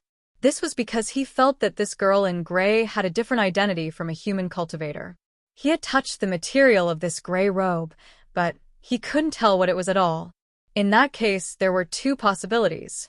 First, the material of the gray robe came from outside the Milky Way, and it belonged to an alien material outside the Milky Way. Or, it was an extinct resource from the primordial era. In both cases, there was only one way for Wang Ling to learn about the material, and that was to set up an array to summon the heavenly Tao for information. Was he going to deliver crispy noodle snacks again? Speaking of which, it seemed that the box of toasted gluten-flavored crispy noodle snacks which he had specially ordered was already on its way. Wang Ling frowned and sighed in his heart. Heavenly Tao. It was July 22nd on Saturday in the 13th week of the semester. It was already the next morning when Immortal Toya arrived. He had already planned to set off from Chrysanthemum Island last night. After all, it was Ling Jinren's order, and he didn't dare slight it at all. In the end, he just happened to run into his two disciples, Jin Shi and Yin Shi's extracurricular cram school seminar. Jin Shi and Yin Shi had come to the island and been taken in as disciples by Immortal Toya. After personally training them, their damaged spirit roots had already been completely repaired. During their 13 years on the island, the siblings had learned a lot of knowledge and principles from Immortal Toya, but being out of touch with the secular world for a long time was definitely not good. Jin Shi and Yin Shi were still very young, so Immortal Toya planned to help them find a cram school in the city, while they were still able to absorb new things fairly quickly, so that they could interact more with the children in the city. The times were developing, and technology was advancing. In this era, even the models of alchemy furnaces were advancing day by day. There were even people who used hot pots to refine pills. This was a newly developed automatic hot pot alchemy furnace which Immortal Toya had only recently seen. You just needed to plug in the electricity, mix the ingredients according to the proportion, and stew them in one pot. It was super convenient. The scariest thing was that this type of alchemy furnace was invented by a university student. Later, someone bought out the patent and became rich. It could only be said that there would always be talented people in every generation. Young people's thoughts were always novel and unique. Immortal Toya had always been very confident in Jin Shi and Yin Shi's talents. Therefore, he planned to let the two siblings go to the city to gain some experience. The times had indeed changed. Immortal Toya couldn't help feeling a little emotional. A long time ago, it was the city kids who went deep into the countryside to gain experience. Now, it was obviously not a wise choice to be out of step with the times. Children in the countryside had to think of ways to get in touch with life in the city. Chrysanthemum Island actually had a lot of advanced technology, but that was only the tip of the iceberg. Thus, Immortal Toya hadn't been able to come over right away last night because of his two precious disciples' extracurricular seminar. But he wasn't in a hurry. After all, the girl had just fallen asleep, and her life wasn't in danger. Immortal Toya's ride was a wooden carriage, which had a very special name, Wooden Ox. It sounded very slow, but in fact it wasn't slow at all. This carriage was specially customized with modern technology and could also be used for three purposes. When necessary, it could turn into a machine-operated bird to fly in the sky, a machine-operated whale to act as a submarine, or a machine-operated dolphin to act as a speedboat. I'm taking you out today because I have something to do, and I'll show you around the city. Given your temperaments, you definitely won't get into fights with other people in the city, but we Chrysanthemum Island people shouldn't be bullied, understand? When it's time to fight back, you still have to fight back. Sitting on the wooden ox, Immortal Toya reminded Jin Shi and Yin Shi, who were sitting in the back, as he was about to start the vehicle. Yes, Shifu. Jin Shi and Yin Shi replied in unison. But when is the time to fight back? Immortal Toya was blank. He felt that this was a very difficult matter to define, which was why he had decided to send the siblings to the city to gain experience for a period of time. It was certainly good to be a pure and kind child nowadays, but if you wanted to survive, you would definitely suffer if you were too kind. The siblings' lives had already been very bitter. Most alchemists paid attention to the tranquility of their hearts, which meant that they wouldn't get angry easily. Jin Shi and Yin Shi had been with him for many years. Although they might not have as much exposure to elixirs as the older alchemists on the market, children who had been exposed to alchemy from a young age had completely different temperaments. So, Immortal Toya's answer to the siblings' question was, if you feel angry, you can fight back. Remember not to kill them, and leave them alive. That way I can save them. Yes, Shifu. The siblings looked at each other and smiled. While Immortal Toya was on his way to the Wang family's small villa, Wang Ling had a video call with Daoist Guang to ask him about the gray Daoist robe the girl was wearing. Daoist Guang's live streaming business had been in full swing recently, and the average number of people online had just broken the 20 million mark, bringing huge traffic to the website. When Wang Ling had looked for Daoist Guang in the morning, Daoist Guang had just been about to start a live stream. Daoist Guang looked carefully at the photo Wang Ling had sent him, and then shook his head. To tell you the truth, Senior Ling, I'm really stupid. I can't tell the origin of this gray Daoist robe at all. Daoist Guang had really examined it very carefully, although he hadn't held out much hope from the beginning. What realm was Ling Jinren at? If he couldn't tell the origin of this Daoist robe, what could he do? He was also very desperate. Wang Ling nodded. Sure enough, in the end, he could only ask the Heavenly Tao, but Senior Ling, I can't tell the origin of this Daoist robe. Does Senior know the origin of this robe I'm wearing? Daoist Guang smiled slightly, and then zoomed in on the video. Only then did Wang Ling see that Daoist Guang was no longer wearing that white Daoist robe, but a full maid outfit. Wang Ling. Daoist Guang scratched his grizzled hair. This is a flag I set up a while ago when the number of viewers broke 20 million. I said that as long as it broke through, I would dress in women's clothes. Later, I used the island's resources and made up this robe based on a picture online. Nowadays, audiences' tastes are really becoming stranger and stranger. What do you think, Ling Jinren? Wang Ling replied, Oh no. Daoist Guang. Is it the feeling of being moved? Wang Ling. The feeling of having a heart attack.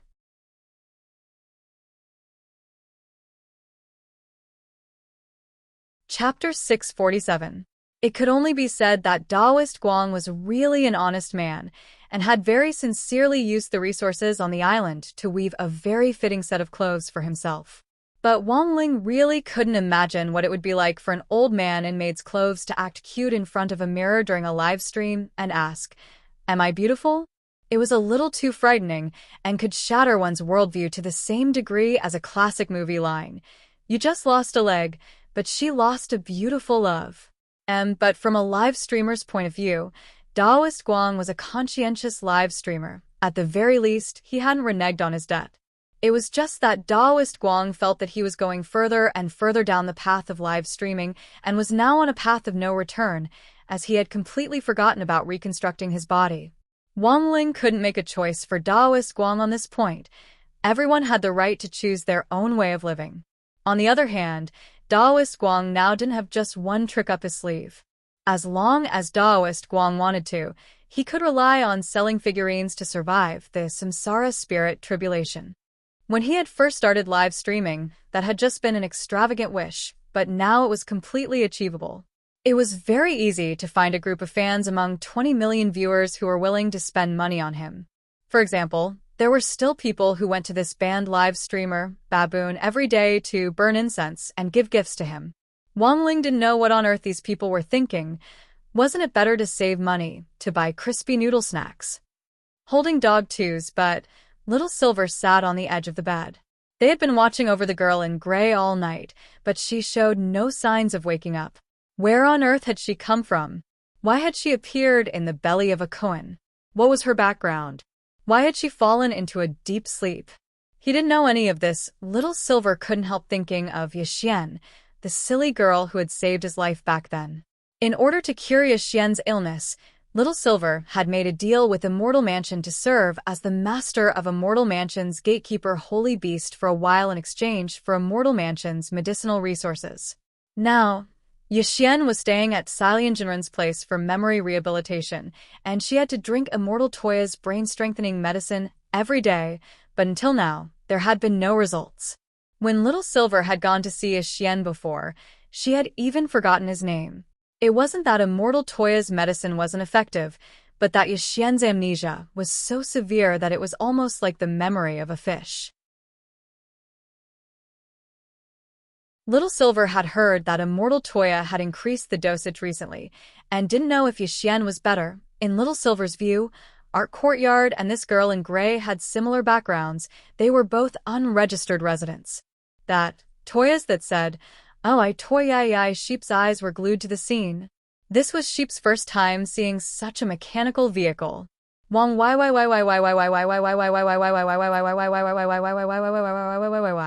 Sidhat said that Wong of said Wong. Said, duh. Sheep. Said that said. Yibi said sheep. Wong. It had been less than a month since he had last returned to the Wong family's small villa, but for some reason, Immortal Toya felt like a lifetime had passed since he came here again. He had already heard the noise in his bedroom. Standing at the window, he saw Immortal Toya standing at the door with his two disciples, who seemed to be saying something. Jin Shi and Ainshi followed closely behind him. "Shifu, what's going on here? Didn't I tell you before? There's a great senior who lives here." Jin Shi and Ainshi nodded. "Yes, is it the senior who eats crispy noodle snacks?" The two siblings spoke at the same time, and even their tones were exactly the same. Sheep was amazed by this scene. Immortal Toya. "Yes, that's him. It's not just this great senior. Everyone in this villa is a senior. You have to be polite, understand?" Jin Shi and Ainshi lowered their heads in thought at the same time, then looked up at the same time. "Then, Shifu, can you beat this great senior?" The corner of Immortal Toya's mouth twitched at this question. Of course he knew that even if there were 100 or 1,000 of him, there was no way he could beat Ling Jinren. But the problem was that he regarded Jin Shi and Ainshi as his own disciples. As their Shifu, how could he admit that he wasn't as good as someone else? However, Immortal Toya didn't dare directly pat his chest and say that he was very strong. He didn't even dare say that the chances of him winning were 50-50. He could brag about it in private, but the problem was that he was at Senior Ling's doorstep. Looking around out of the corner of his eye, Immortal Toya saw a figure staring at him from the second floor. That should be Senior Ling, right? Yes, it had to be Senior Ling. He didn't even need to sense his aura to know. Because Senior Ling's habit had always been to peek and observe in secret. To be honest, Wang Ling's figure at the bedroom window on the second floor gave Immortal Toya a great deal of pressure at that moment. "Well, can we discuss this when we get back to the island? Is this a taboo question? Or is Shifu actually very weak?" Jin Shi and Ainshi opened their mouths again. Immortal Toya dropped his forehead deeply into his hand, feeling like his dick was hurting. If he had known earlier, he would have chosen to have Jin Shi and Ainshi stay in the car.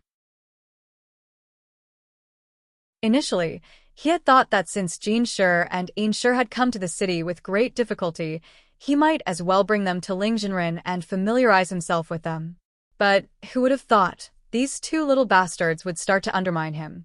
When all was said and done, they were country kids who had just come to the city and had a lot of questions to ask. He should have bought Jin Shi and Ainshi a set of 100,000 Ys each before coming. The current situation could be said to be a dilemma. Immortal Toya didn't want to lose face in front of his disciples, but he also didn't want to offend Ling Jinren in front of him. Then, at this critical moment, Immortal Toya had a bright idea. He immediately took out his phone and quickly typed out a text message. Wang Ling withdrew his gaze, and sure enough, he saw that his message had arrived. Immortal Toya. Senior Ling, help. Senior Ling. Wang Ling. Immortal Toya. Senior Ling, please let me brag. Wang Ling. Seeming to realize that the previous text message was a little ambiguous, Immortal Toya hurriedly typed again. Please let me brag, Wang Ling. Immortal Toya. I'll give you a crispy noodle snack branch.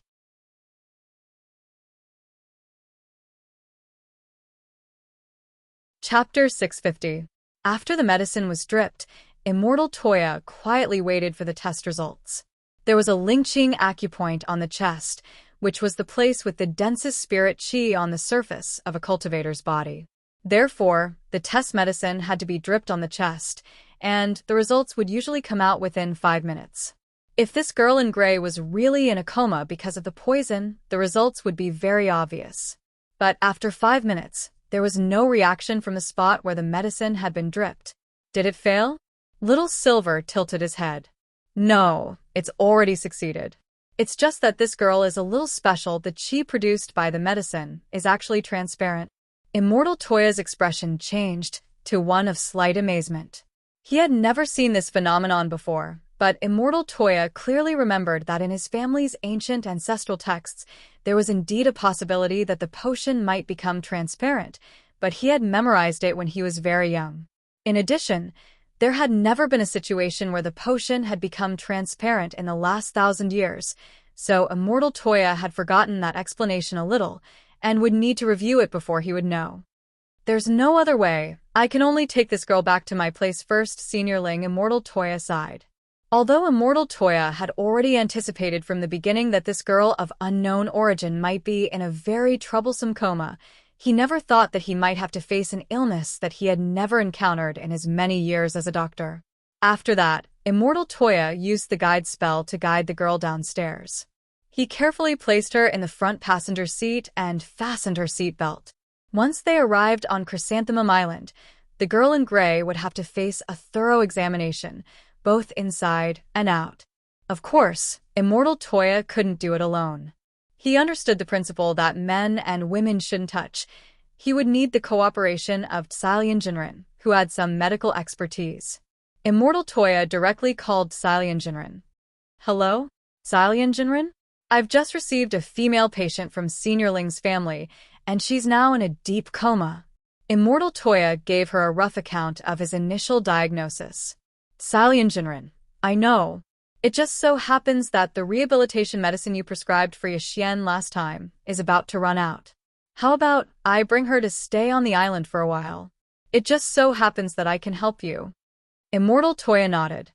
That would be great, Salian Jinren. Thank you so much. Salian Jinren said. What are you talking about? Seniorling's business is our business. In fact, the people in the chat group already knew about the girl's background. Because of her mysterious identity and the fact that the gray-clothed girl seemed to be wearing something special, the group of people were very curious about her identity. However, it was a pity that no one was able to find out the girl's identity. They couldn't even figure out the origin of the ancient robe she was wearing. By the way, do you have a photo of this lady? Salian Jinren asked. Yes. Daoist Master, please wait a moment. I will take a photo for you. Immortal Toya put down his phone, then turned on the beauty camera and took a picture of the girl's sleeping face leaning against the passenger seat at a 45-degree angle. Jinren, here's the photo. When he sent the photo, Immortal Toya couldn't help muttering to himself that this girl was beautiful. On the other side, Salian Jinren was silent for a moment when she saw the photo. Little Silver had mentioned in the group that this was a very beautiful girl, so Salian Jinren had always wanted to see how beautiful she was. It was indeed very beautiful. But Salian Jinren, she's not bad, but there are some places where she's lacking. Immortal Toya. Jinren, what do you mean? Salian Jinren ran her fingers through her hair. Immortal, do you know the difference between the Mariana Trench and the plains? Immortal Toya. At noon, the Wang family's small villa had an extra pair of bowls and chopsticks, which had been specially prepared for Little Silver. Mother Wang had always liked Little Silver very much from the moment they met. Although she herself wasn't particularly fond of looking at a person's face, it was undeniable that good looks indeed added points. Why haven't I seen old Senior Wang lately? Little Silver sat upright at the dining table.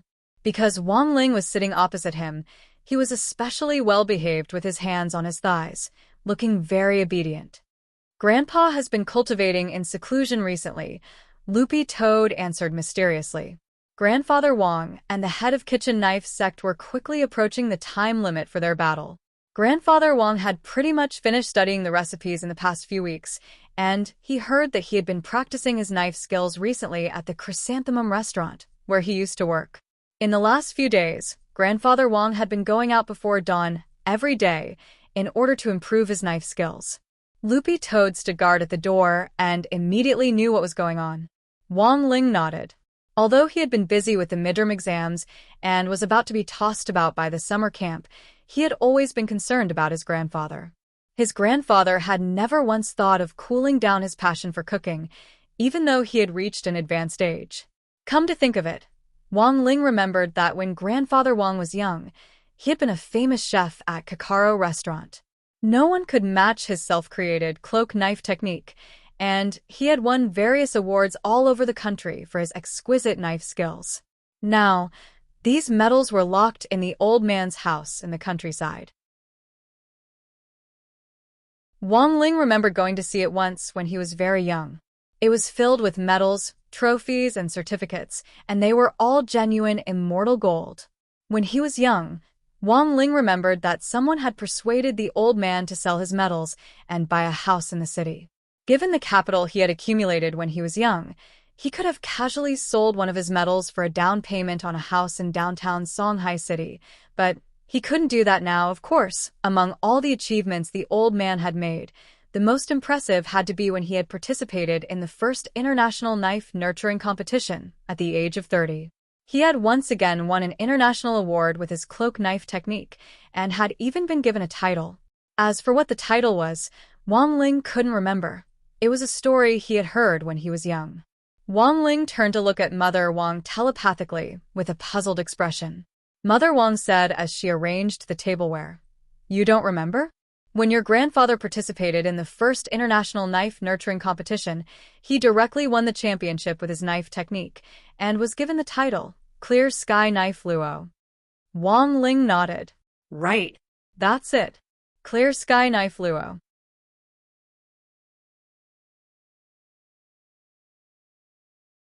Chapter 651. Clear Sky Knife Luo. Little Silver felt like he had heard this title somewhere before. It was very familiar. Because Grandfather Wang had been busy improving his knife skills in the last few days, Mother Wang was now in charge of the Wang family's 3 meals a day. Since she had stopped writing and become a housewife, she had actually mastered a lot of life skills. Apart from taking care of family life, she didn't idle around and used all her time to take all kinds of qualification exams. Tonight, Mother Wang was very particular about the side dishes and had carefully planned out the meat and vegetable pairings. The starter dish was a crystal radish, which was an imported ingredient and very expensive. But it just so happened that they were on sale today, so Mother Wang bought 2 of them. She stored one in reserve and sliced the other and stir-fried it with shredded meat. Mother Wang named this dish Stir-Fried Radish King. The meat dish was vegetable meatballs, also known as vegetarian lion's head, which were made from minced broccoli and diced meat mixed with a certain proportion of eggs and flour. Actually, the main ingredient for this dish wasn't broccoli, but the Wang family now had so much broccoli that they couldn't digest it, so every time Mother Wang went out, she would bring several bags of broccoli with her to give away. Although the vegetable dish had been replaced with broccoli, which caused the original lion's head to lose its elasticity, that didn't stop Wang Ling from liking it very much. But because it was more troublesome to prepare, Mother Wang generally only cooked it when there were guests. This just happened to show that she really liked Little Silver. Oh, that was right. Mother Wang had named this dish Vegetarian Lion's Head. Of the remaining 2 dishes, one was Wang Ming's favorite star grouper, but unfortunately, he wasn't here today. The other dish was the soup for the evening, mushroom soup. It was made with a type of imported sea bacteria and Sarracenia bacteria, which were very good for intestinal health. Miss Silver is so thin. Eat more. If it's not enough, there's more in the pot. Mother Wang smiled at Little Silver as she scooped rice into her bowl. He lowered his head shyly. It's enough. I actually don't eat much. Wang Ling and Loopy Toad gave him disdainful looks. I've never seen such a shameless Silver. Little Silver picked up his bowl and chopsticks, and only when he saw Wang Ling pick up food did he dare move. Then, where's Senior Wang? Master's father. Little Silver remembered that he had only been to the Wang family's small villa a few times and had very few opportunities to meet him. He's busy composing. Let's eat first. He's always been like this. Mother Wang smiled helplessly. I'll send food up later. Looking at the second floor, Little Silver couldn't hold back his chatterbox. What book did Senior Wang write? I can see. The live streaming life of the Immortal King is serialized online, and the previous one was called Let Go of That Wet Nurse, Loopy Toad replied. You can find it online, but remember to subscribe to the original version. Of course. Little Silver replied solemnly. Little Silver silently memorized the names of these two books. These were Senior Wang's masterpieces. He definitely had to read them. Not only did he have to look, but he also had to jot down the key points in his notebook. Little Silver suddenly remembered that when he was at Grenade Throwing's house, he would see Grenade Throwing Senior Immortal reading a novel when he had nothing to do, and studying it as he read it. Little Silver now completely understood. It turned out that he was reading Senior Wang's novel. Master was already so awesome, then how strong was Senior Wang? There had to be something in this novel. In the evening, it was Grenade Throwing Senior Immortal who had specially come to the Wang family's small villa to pick up Little Silver. Because he was afraid that Little Silver would be arrested and taken to the police station if he went home alone, it could be said that Grenade Throwing had gone to great lengths on the way home. Grenade Throwing Senior Immortal saw that Little Silver actually wasn't watching TV or online soap operas, but was instead reading an e-book very seriously, and he was startled on the spot. What are you reading? So serious. Senior Wang's masterpiece. You've been reading it the whole time, right? If you have any notes, can I borrow them to copy? Little Silver looked at Grenade Throwing Senior Immortal. Grenade Throwing Senior Immortal broke out in a sweat. I don't have any notes, it's just some of my own speculations. Senior Wang's book is a little profound, and I haven't fully grasped it yet. If you're interested, we can study it together. For Grenade Throwing Senior Immortal, this would definitely be difficult. Tens of millions of people chased after Senior Wang's novels. Just a casual call to the monthly votes list would result in an overwhelming victory. So many people were reading it, but how many of them could truly comprehend it? Until now, it was likely that no one had managed to decipher anything from the novels, so it definitely wouldn't be that easy for people to comprehend. The so-called Heavenly Tao's profound mysteries still needed to be carefully examined. In the past, it might take more than 100 years of continuous research to decipher the profound meaning of a spell scroll. Senior Wang's new book had only been serialized for a few months now. How could it be so easy to comprehend it? Little Silver thought for a bit and frowned. Grenade Throwing, I think we're still missing a step. That's why we can't comprehend what Senior Wang wrote. Grenade Throwing Senior Immortal thought this was a little interesting. For example, I think we're still lacking practice. Little Silver closed his phone. Although he had only read the opening chapter of the novel, he was already beyond excited and had a strong urge to write. Little Silver had been wondering before whether there was any way he could earn money at home without going out. Little Silver had looked online for a long time, but most of the job listings for part-time typists online were actually scammers. After living at Grenade Throwing Senior Immortal's place for so long, Little Silver felt that he should also learn to be self-reliant. And just now Little Silver felt that Senior Wang had given him a lot of inspiration. Grenade Throwing. Little Silver stared at Grenade Throwing Senior Immortal with a serious expression on his face. Grenade Throwing Senior Immortal. Little Silver. I want to write a novel. Grenade Throwing Senior Immortal. That night, Little Silver already couldn't hold back his desire to write, and he quickly wrote the opening chapter according to the novel's format. Grenade Throwing Senior Immortal sat next to Little Silver and waited, wanting to see what on earth this guy could come up with. Little Silver. Grenade Throwing, what do you think of this opening chapter? Grenade Throwing Senior Immortal. What's the theme? Little Silver was full of confidence. It's a story based on Senior Wang's image as a writer and tells the story of a great godly writer who, after falling into desolation, makes a comeback. Grenade Throwing Senior Immortal glanced at the screen. Little Silver's novel opened like this. Average subscriptions, 30. The youngster's face was expressionless as he gazed at the number of favorites displayed in the background. There was a hint of a self-deprecating sneer on his lips, and he clenched his fists so tightly that his slightly sharp fingernails dug into his palms. Wang Situ, average subscriptions 30, flop author 3rd Dan. In the authors group, and looked at the background data and announced it in an indifferent tone. As soon as the S-words came out, there was no surprise that it caused a stir in the group. Average subscriptions 30. As I expected, this trash author is a flop. This good-for-nothing really disgraces us authors. If it wasn't for the fact that he is his friend, this kind of good-for-nothing would have been kicked out of the website long ago. Elsewhere in the EL department, they sighed deeply after announcing the news. Next to him, they patted him on the shoulder. 2 years ago, he still had an average subscriptions of 5,000. 2 years instead of advancing, he's regressing. If this goes on, he's going to drop out of flop author 3rd Dan. Little Silver. What do you think?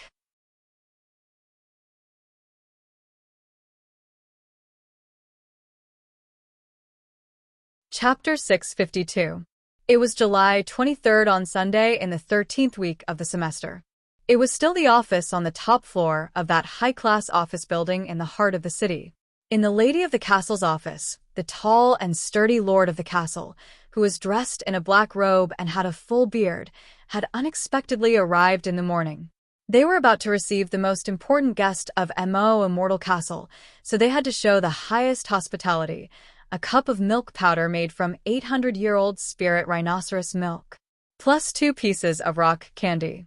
Seeing that it was almost time for the appointment, the lady of the castle started to brew the milk powder. This 800-year-old spirit rhinoceros milk powder was the lord's prized collection, and there were only 2 cans in total. The lord of the castle had one in his house, and the other was stored in the lady of the castle's office, so that he could drink it when he received important guests and when he came in person. My lord, is President Bai looking for us this time because the information we provided last time was wrong? Is he blaming us? The lady of the castle looked a little flustered. Previously, President Bai had been anxious to find that green-furred dog and its owner for revenge. They had provided the green-furred dog's coordinates, and he had sent Mr. Liu to test it out. In the end, it had been a silver-haired young man.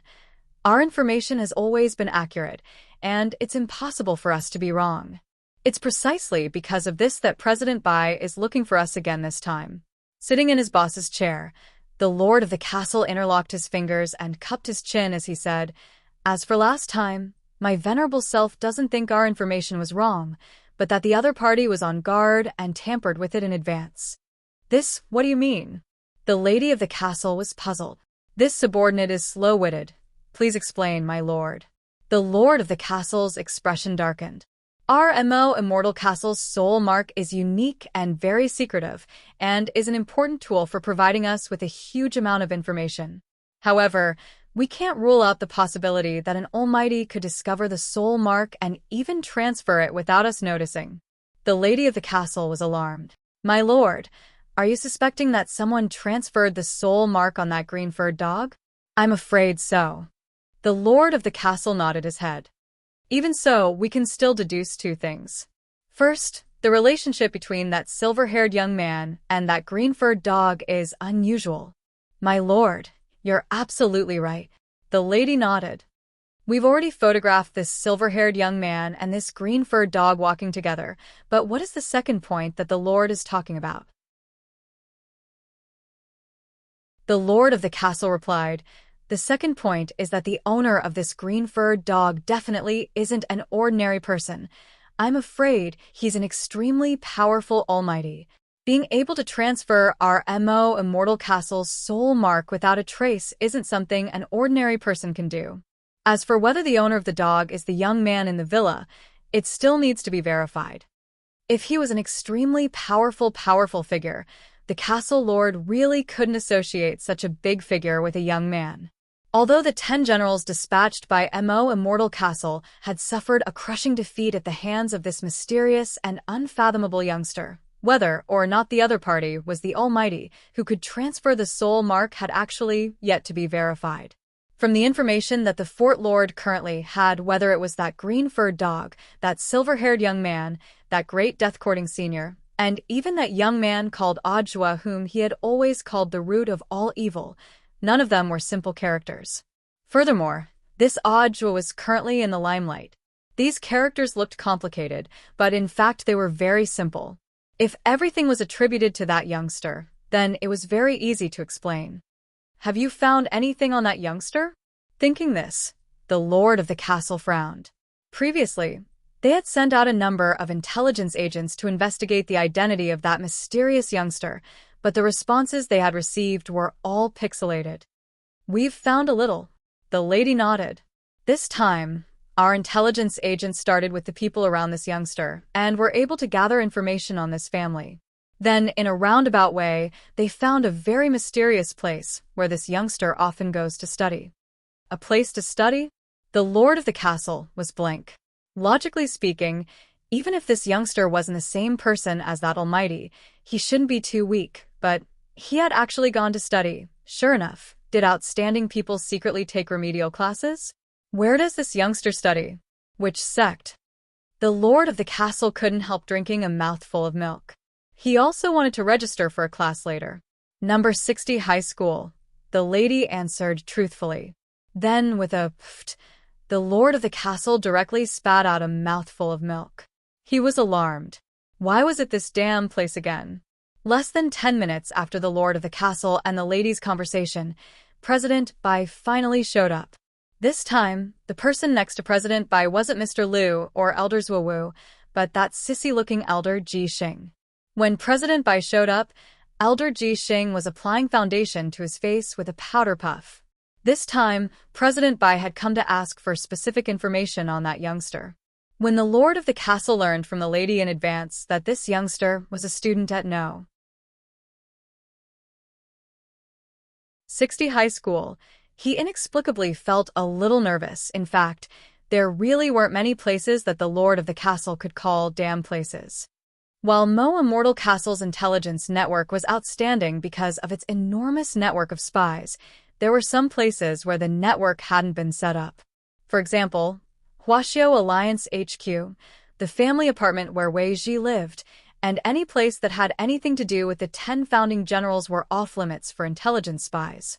Just a while ago, the lord of the castle had wanted to list number 60 high school as off-limits. That was because this school was too strange.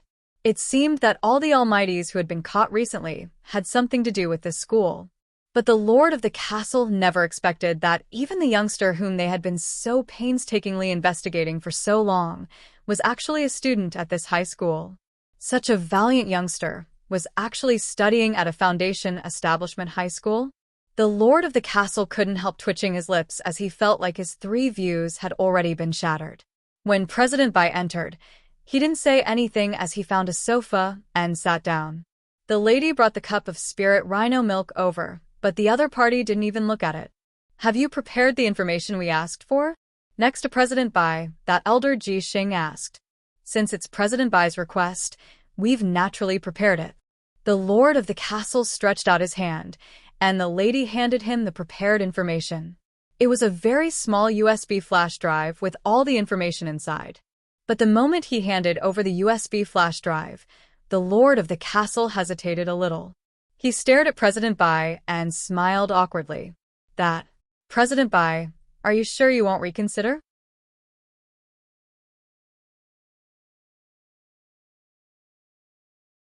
Chapter 653. As an intelligence organization that currently enjoyed a certain reputation in Shanghai City and even the world, Mo Immortal Castle had been able to establish a foothold here for so long, and even pull back from the brink many times when the organization was on the verge of extinction, was inseparable from the customer satisfaction that Mo Immortal Castle had built up over a long period of time. The truth was that it wasn't just the underworld of the cultivation world that bought intelligence from Mo Immortal Castle. There were also legitimate clients. In the end, it was just a competition of who had the highest price. As Mo Immortal Castle's highest-level client, President Bai enjoyed lifelong confidentiality, which meant that Mo Immortal Castle wouldn't sell any intelligence on him to outsiders. Similarly, as a partner of this level, apart from the corresponding right to privacy, Mo Immortal Castle also guaranteed his personal safety. Number 60 high, at least in the eyes of the lord of Mo Immortal Castle, it was a pretty sinister place. There were simply too many big shots who had knelt here. Even those who had survived, like that Taoist Taotai, were at the very least the junior brother of that history teacher from number 60 high. Now that the Lord thought about it carefully, he felt that the reason why Taoist Taotai had been able to escape unscathed was definitely because he was related to a teacher from number 60 high. However, the Lord of Mo Immortal Castle's kind advice didn't attract the attention of President Bai and that Elder Ji Xing behind him. Elder Ji Xing just accepted the information on behalf of President Bai, then directly inserted the USB into the portable handheld computer he carried with him and started to read it. Number 60 high? Elder Ji Xing felt that this place was a little familiar. It seemed to be a place that had appeared repeatedly in the news recently. President Bai, Elder Ji Xing, I think you should reconsider. The Lord was silent for a moment, then said, "This school is a little sinister, and RMO Immortal Castle is already prepared to list the entire school as a restricted area. After that, we won't arrange for any intelligence agents to operate around the school anymore." Is it that bad? Elder Ji Xing laughed cruelly.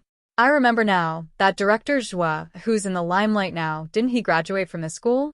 It's a small school, but there are a lot of capable people. Yes, apart from this youngster who for some reason is still studying at this Foundation Establishment High School, the teachers in this school aren't ordinary people. The Lord of the Castle stroked his beard and reminded him, previously, the destruction of the world-class killer organization Shadow Stream was inextricably linked to this school. In fact, in this school, there is indeed a pair of epic-ranked killers in the world of assassins. When the Lord said this, President Bai's eyebrows finally twitched slightly. Elder Ji Xing asked curiously, "Are you talking about that Taoist Taotai and gorgeous itinerant?" "That's right," the castle lord answered honestly. After gorgeous itinerant retired, he became a history teacher in this school. A while ago, his junior brother came to our Mo Immortal Castle to buy information and wanted revenge. Unfortunately, the two of them seemed to have reached a compromise in the end. Other than these two assassins, the rest of the teachers in this school, regardless of their realms, are not easy to deal with. At this point, the castle lord sighed inwardly. He really did his best. In fact, there was some slight exaggeration in this, as he deliberately made the teachers of number 60 high seem very mysterious. But the truth was that apart from gorgeous itinerant, number 60 high's headmaster Chin was currently the only one who could be considered an expert among the teachers of number 60 high. This headmaster Chin wasn't easy to deal with. All in all, while his description was a little exaggerated, the lord of the castle didn't want his important client to have anything to do with this kind of troublesome place. However, not everyone had the same strong desire to survive as the lord. Apart from the slight twitch of his eyebrows just now, President Bai didn't seem to care about number 60 high at all. Ji Xing, I'll leave this school to you. After a brief silence, President Bai gave the order to Elder Ji Xing next to him. How should I deal with it? Elder Ji Xing gave a treacherous smile.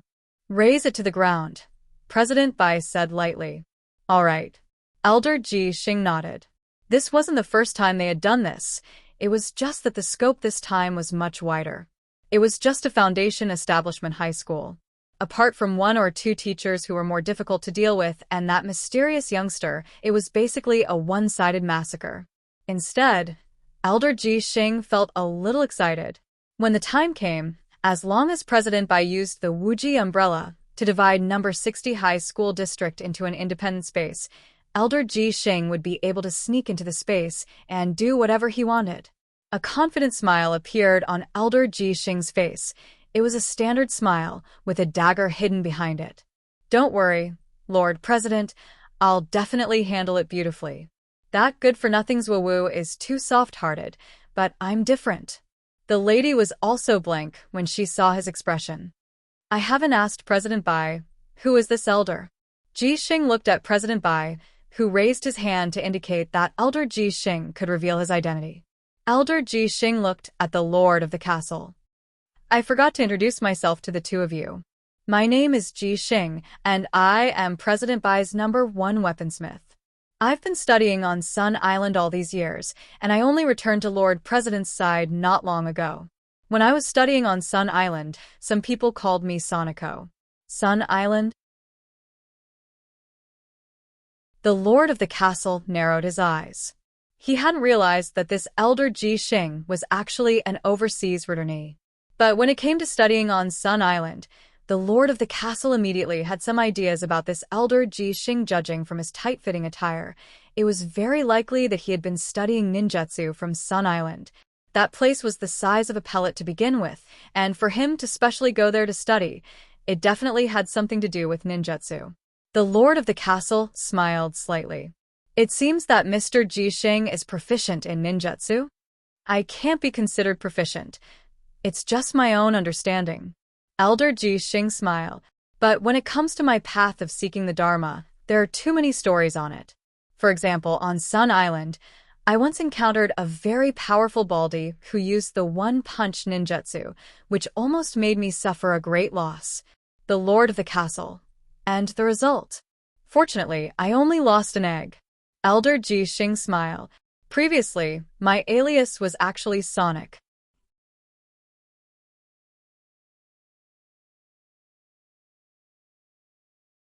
Chapter 654.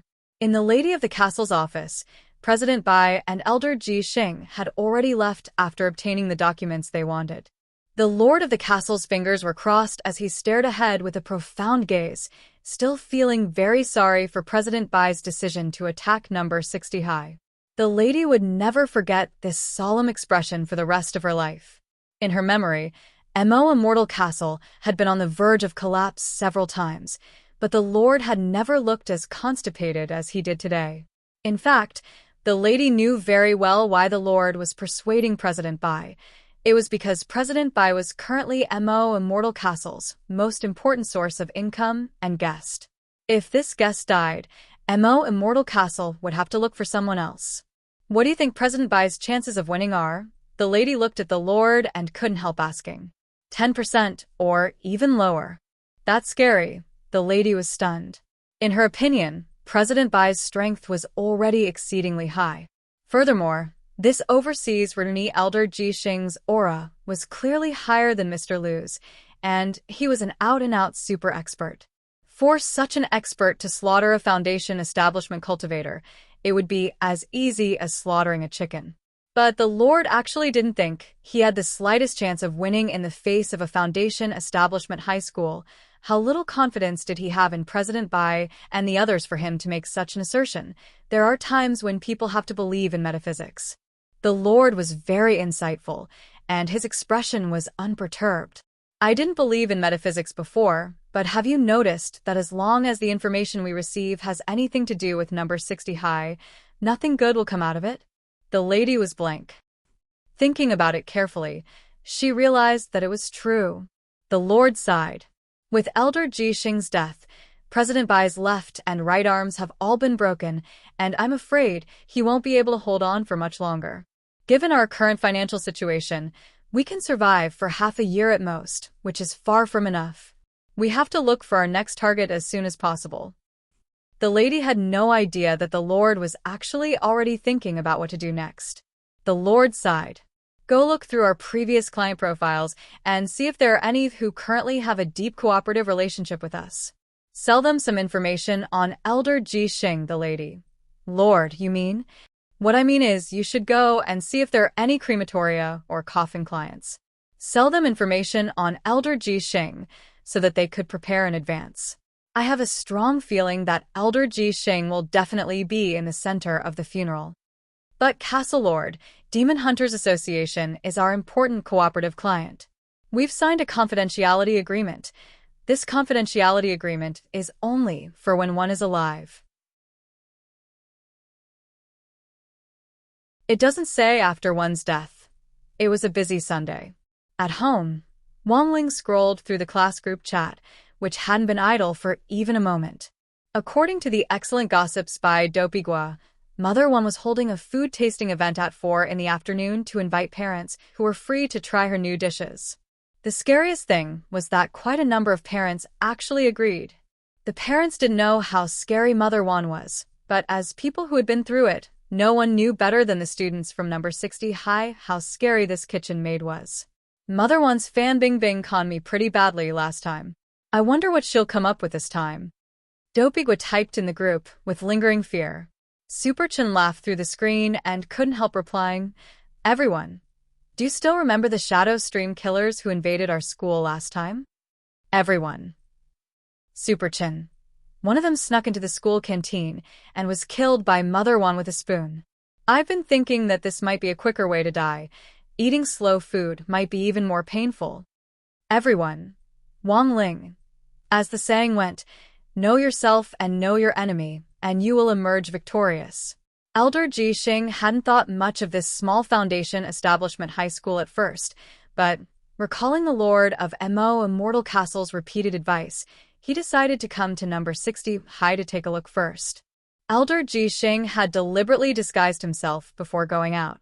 He looked very feminine, so it was very easy for him to dress up as a woman. Generally speaking, using a woman's image would greatly lower people's vigilance and make it easier to sneak in. Thus, Elder Ji Xing put on a golden wig, a long black dress, and a pair of red high heels as he went out. The wig on his head was very expensive. It was a disguise magic artifact, and not only could he change his hair color at will, he could even adjust its length at will.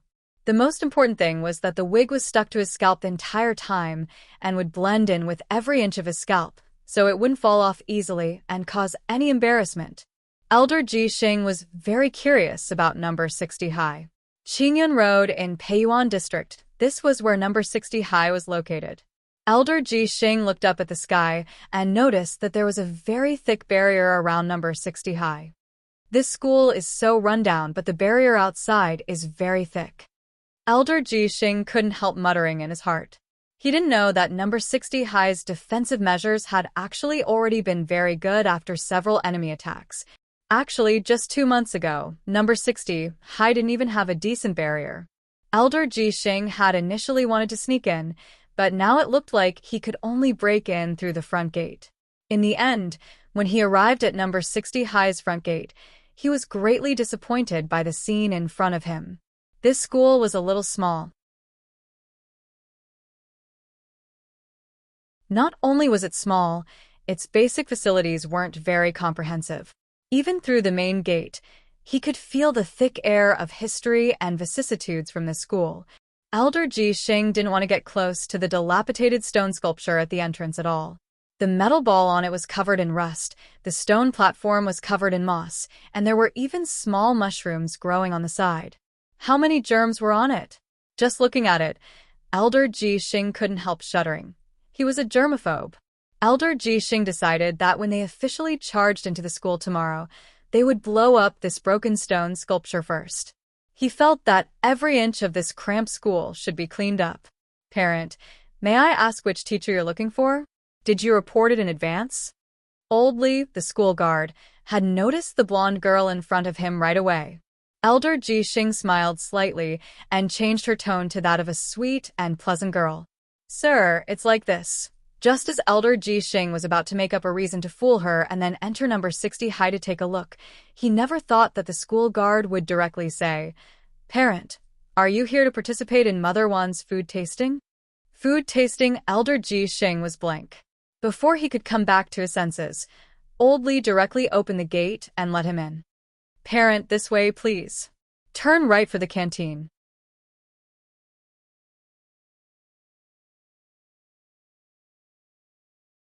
Chapter 6:55. Just like that, Elder Ji Xing inexplicably snuck into number 60 high school. Food tasting event? What was that?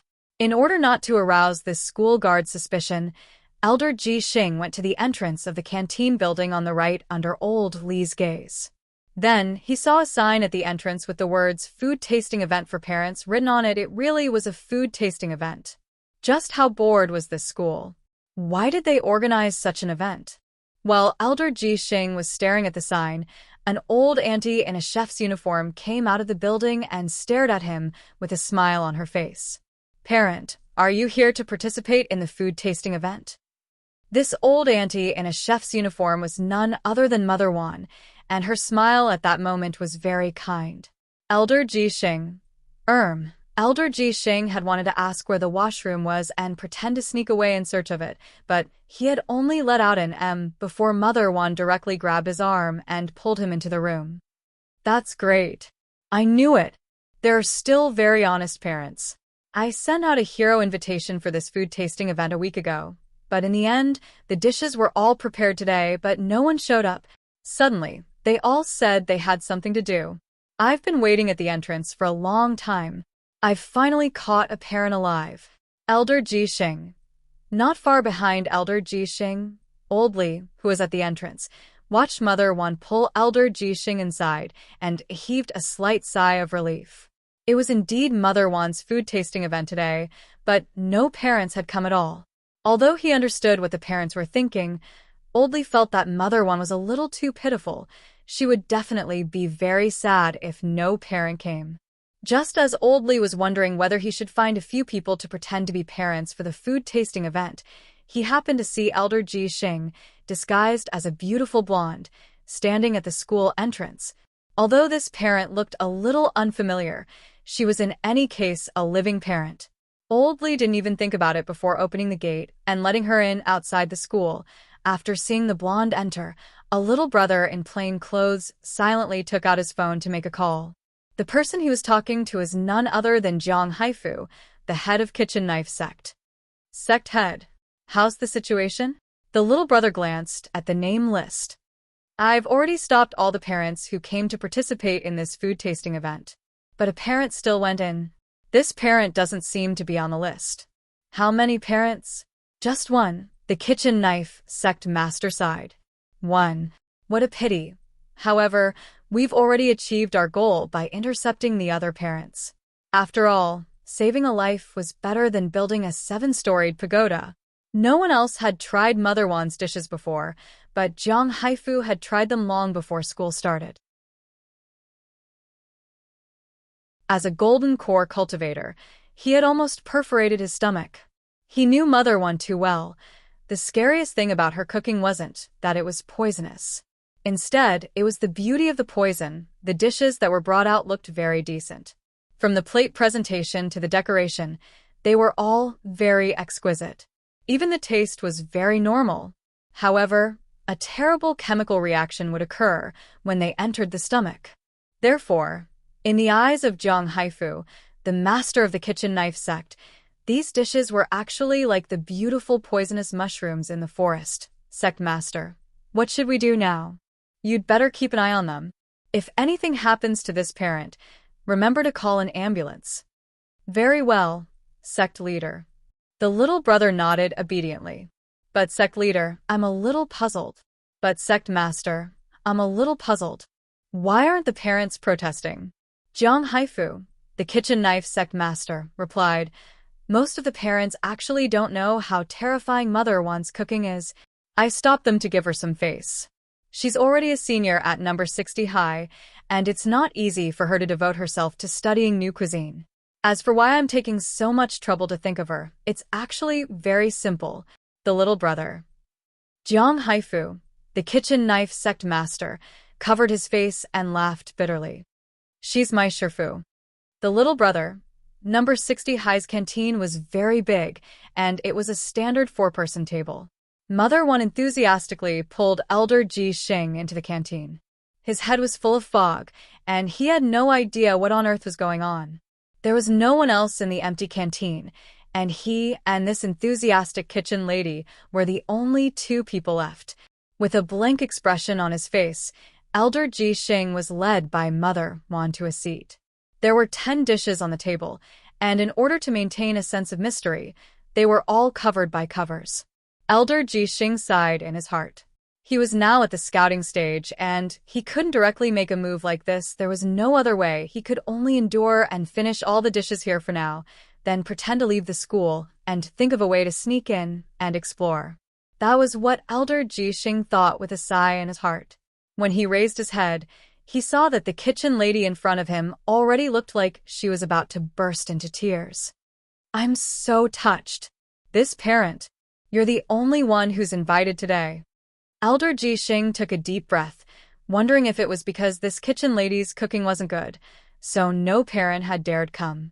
But when Mother One lifted the lid of the first pot, Elder Jixing was stunned by what he saw. This was fried rice, but each grain was piled up like snowflakes, making it look like a snowy winter scene. Coupled with a ketchup sprinkled on the sides of the rice, this dish was actually full of art in Elder Jixing's eyes. This plate presentation, this design, and most importantly, when the lid was lifted, the dish actually glowed. The first dish was Mother One's new specialty, Fan Bing Bing. Elder Jixing was stunned. It looked like this kitchen lady wasn't a simple person. She might even be an expert. This time, Elder Jixing was even more confused. Judging from the plate presentation and appearance of this dish, it should be a very delicious dish. Furthermore, it was very fragrant. Elder Jixing thought that at his level of cultivation, he could already completely eliminate his desire for good food, but the moment he saw the lid lifted, he actually felt the urge to eat it. Elder Jixing swallowed, then picked up the spoon on the side, scooped up a spoonful, and put it in his mouth. Then his eyes widened. It had a very fragrant and sweet taste. To put it simply, it was delicious. Elder Jixing was even more puzzled now. He glanced at the other 9 dishes that were still sealed and knew that each of them would definitely be better than the last. Then he stared at Mother One and commented, "Old Auntie, this dish of yours is very good. That's good." Mother One was overjoyed. This parent actually hadn't collapsed. It seemed that his experiment had succeeded. After a brief silence, Elder Jixing said, "But why didn't any parents come to taste it?" Saying this, Mother One was a little sad. "That's right, it wasn't easy for me to cook these dishes. If you like them, eat them all. Forget it, my painstaking efforts won't be in vain." Hearing this, Elder Jixing was instantly moved. Elder Jixing thought back to when he had been studying ninjutsu on Sun Island back then, and had also been treated with disdain. In some sense, he felt that he and Mother One were in the same boat. Thus, Elder Jixing nodded very seriously. "All right. Then I won't stand on ceremony."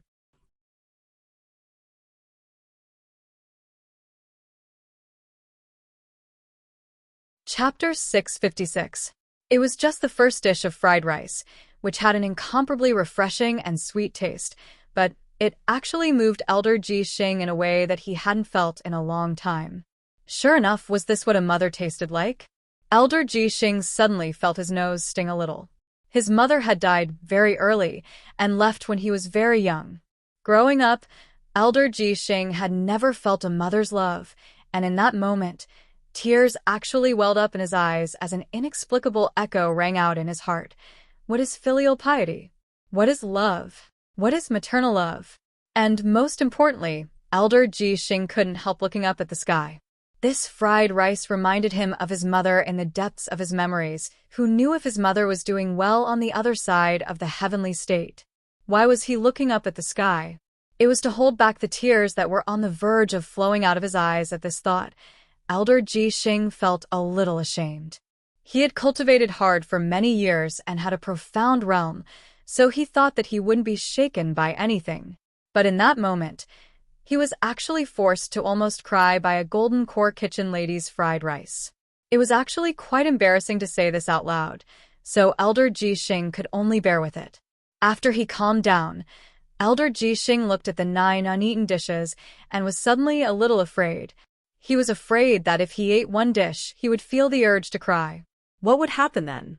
He wanted to refuse, but before he could open his mouth, Mother One had already placed her hand on the cover of the second dish and directly lifted it off. It was still accompanied by a strong light, which was no weaker than the first one. Mother One showed off her second dish, Heavenly Silkworm Potato Strips 2. 0.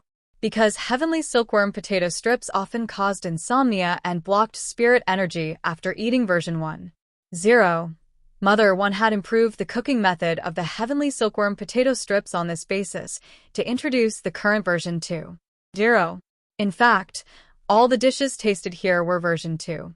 0, including the first dish, Fan Bing Bing. In version 1. 0, these new dishes would more or less cause different side effects after eating them. For example, Fan Bingbing's fried rice would cause diarrhea. But now that version 2.0 had been introduced, Mother One was actually very confident that in theory, these dishes wouldn't have any side effects. In theory. In fact, Mother Wan's suspicions were confirmed. After eating Fan Bingbing, not only did this beautiful female parent not feel the slightest pain, but she also didn't collapse. Most importantly, this parent actually revealed a touched expression on her face. It could only be said that the improved version 2.0 Fan Bingbing was very successful. Mother One was very excited. She eagerly hoped that this fated parent would try all the new version 2.0 dishes she had developed. For this heavenly silkworm potato shredded, I've been very careful from the beginning of the selection process. I won't choose a potato that's too big or too small. It has to be a proper potato. And have you noticed? Every shredded potato of mine was cut perfectly, with the same length and thickness. In order to ensure the freshest texture, it took me a long time just to cut the shredded potato. Quick, give it a try and see how my cooking is. Elder Jishing realized that he already had no room to refuse. This was the heavenly silkworm potato shredded which the other party had painstakingly cut. Even if the heavenly silkworm potato shredded was a drag on the updates, it wasn't her fault as she was such an ethical cook. The other party had worked so hard to cut the heavenly silkworm potato shredded, but he didn't even try it. How shameless was that? Thus, Elder Jishing picked up a piece with his chopsticks and put it in his mouth with great emotion. He sighed in his heart. He didn't know if it was because he had eaten the first Fan Bingbing, but it had fueled his nostalgia for his mother. And it was precisely this hint of emotion that made Elder Jishing realize that his sympathy had instantly burst out like a waterfall. Not only did this golden core cook have his mother's taste in her cooking, unconsciously, Elder Jishing felt that Mother Wan's words had a mother's tone, and he couldn't refuse her. As expected, this heavenly silkworm potato shredded with his chopsticks caused Elder Jishing's eyes to well up with tears again. The stir-fried shredded potatoes were simply too good. Not only was it very delicate, it was also crispy and extremely refreshing, like a home-cooked meal from his childhood. This time, Elder Jishing wasn't just thinking of his mother, he was also thinking of his grandmother. It was as if his grandmother had cooked this potato shredded for him. Elder Jishing remembered that not long after his mother's death when he was very young, his grandmother had taken care of him for a period of time, but less than a year later, she had also passed away. Thinking about it, Elder Jishing instantly felt even sadder. When he was young, a fortune teller had said that he was the bane of his existence and that he would be the bane of all the people close to him. In the end, they had really left him one by one. Actually, this was one of the main reasons why Elder Jishing had now embarked on the evil path of the Demon Hunters Association. When his family had left him one by one, he had truly felt like he had been abandoned by the world. Thus, he had started to cultivate hard and had immersed himself in the study of refining weapons until he had met President Bai. The past was still vivid in his mind. Elder Jishing ate the Fan Bingbing and the potato shredded. Little by little, like an old movie, he finished the two dishes in his mind. Mother One was pleasantly surprised at the scene. This parent had actually finished the food. And after eating the Fan Bingbing and the heavenly silkworm potato shredded, she actually hadn't collapsed yet. It seemed that her research on her dishes had really been successful. Mother One actually hadn't wanted the parent to finish all of her dishes. Although this parent had been very strong and hadn't collapsed after the first bite, Mother One couldn't guarantee that there wouldn't be any risks if she ate the entire dish. In theory, she could guarantee that there wouldn't be any aftereffects after the first bite, but that was only limited to the first bite. But this female parent had actually finished it all in a very intoxicated manner and didn't even look the least bit hurt. Her research on her dishes had really been successful. At that moment, Mother One's heart couldn't help trembling a little. She had been studying these dishes for so long. Could they finally be released now? However, just as Mother One was feeling overjoyed, Elder Jishing's eyes suddenly widened. He felt his vision suddenly blur, and with a plop, he fell head first into the plate in front of him.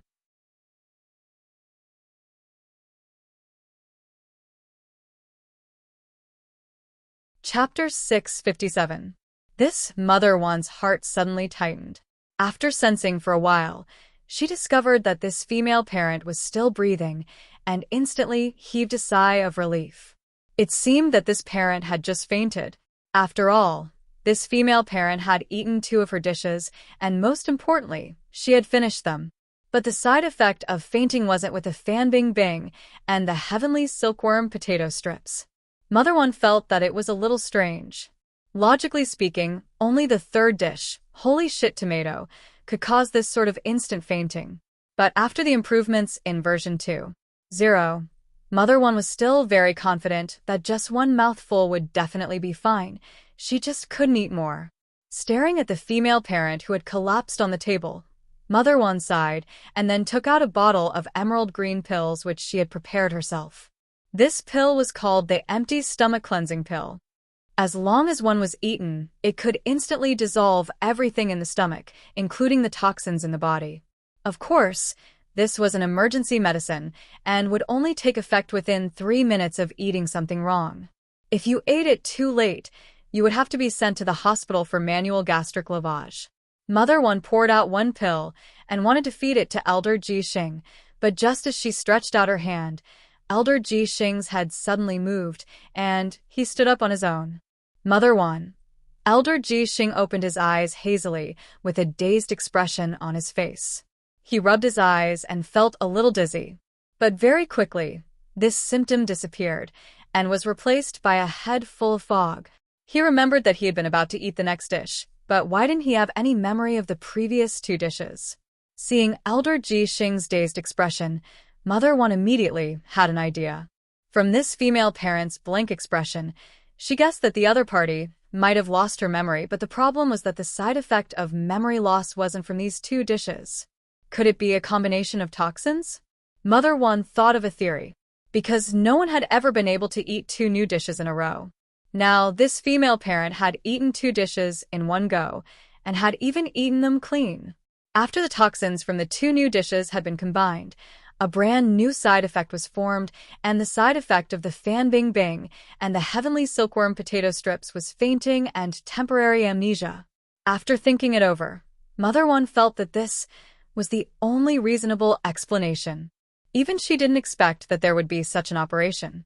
However, from the current reaction of the female parent, it was just fainting and intermittent amnesia. She was still alive. Thus, Mother One smiled kindly at Elder Ji Xing again. Parent, the food tasting has officially begun. Please taste the first dish, holy shit tomato.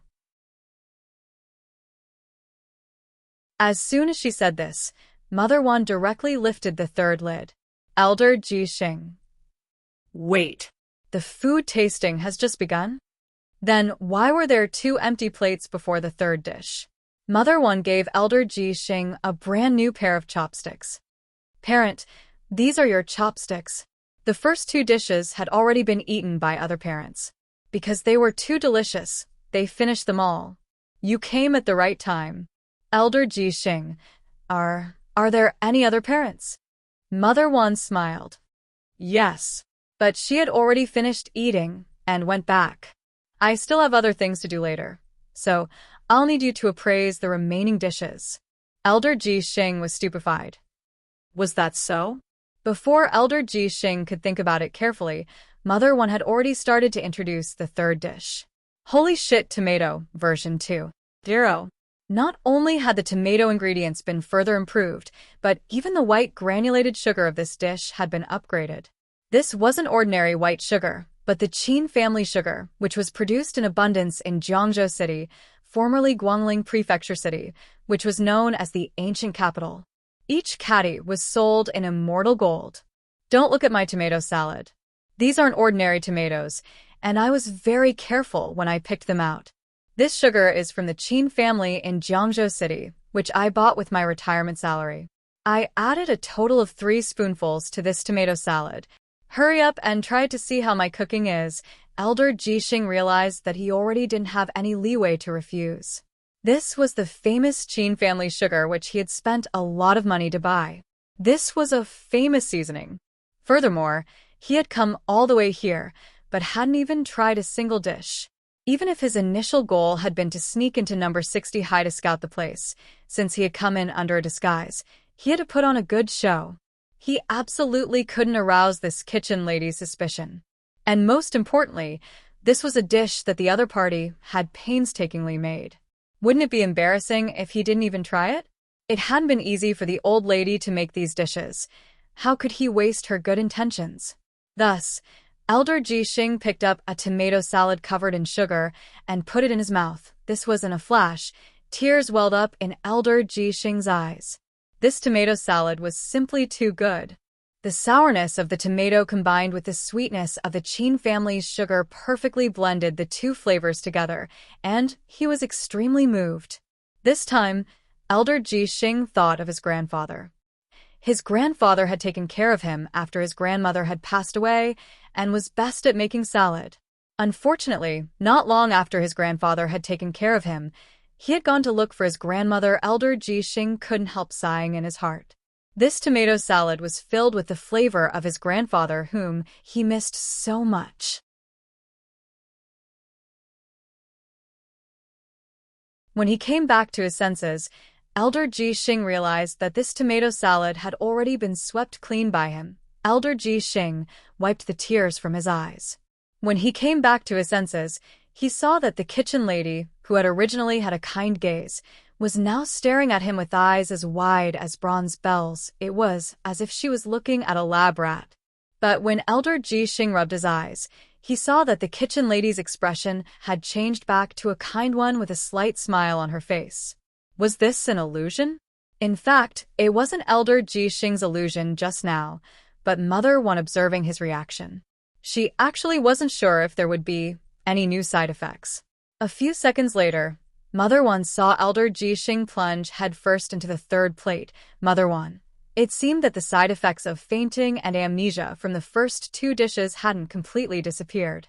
After eating the third dish, the side effects of the first two dishes had been refreshed and intensified. This time, Mother One didn't feed him the medicine, but waited quietly. After a few seconds, Elder Jixing woke up, as Mother One had expected.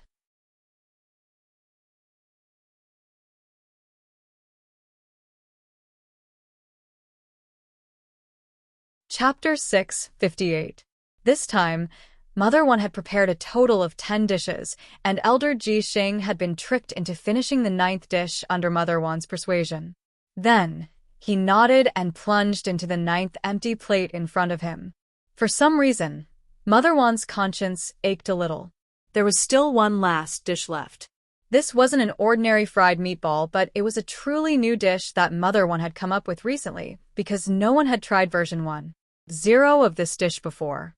It was made from a kind of spirit silkworm chrysalis, and one had to choose one that had just formed a chrysalis for half a month to ensure the freshness of the ingredient. The specific cooking method was very simple. After picking out the spirit silkworm chrysalis, wash them and dice them up, mix them with dragon pork and the crispy bones of a spirit chicken according to the ratio. Add in fresh eggs and corn flour. Roll them into a ball, add in seasoning, and finally fry them at high temperatures. The crispness of the crispy bones and the unique chewiness of dragon pork ensured the elasticity of the meatball. After being fried at high temperatures, the diced spirit silkworm chrysalis would melt into a liquid like egg yolk cheese. When bitten down, it would explode.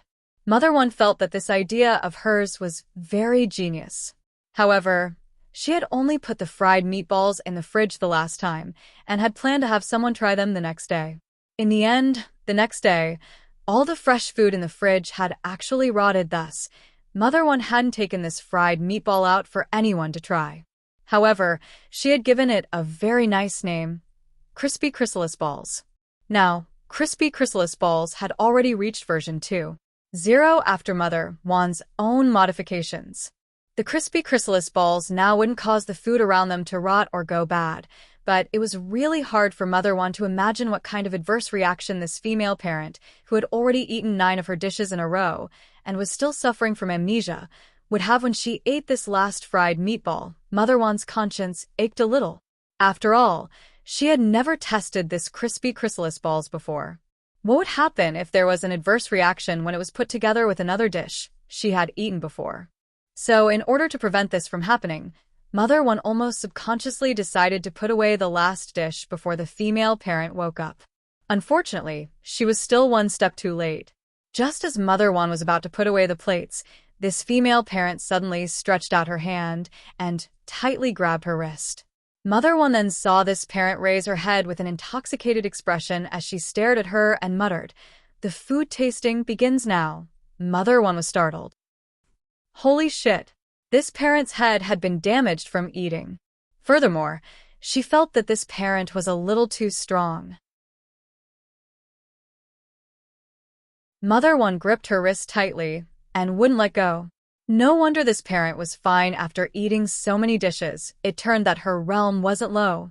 On the contrary, he was a little disappointed at the moment because in this way, the effect was not that great. If this parent's realm was very high, he might be able to resist the side effects of his trial dishes purely with the quality of his body. In that moment, Mother One sighed abruptly. It looked like she still had a long way to go on the path of culinary research. Mother One sighed deeply when she saw this female parent staring fixedly at her 10th dish, with an expression as if she had been toyed with. "Parent, calm down, our food tasting event is already over. Look, all the parents from before have already left." Elder Ji Xing looked around in a daze, and his consciousness seemed to have cleared up a little. He looked at the 9 empty plates and the 9 pairs of chopsticks next to him. It turned out that there had been other parents who had been here for the food tasting. Elder Ji Xing shook his head and then rubbed his temples. He was really too muddle-headed. He didn't even remember this sort of thing. Disguising oneself was also a compulsory course for a ninja.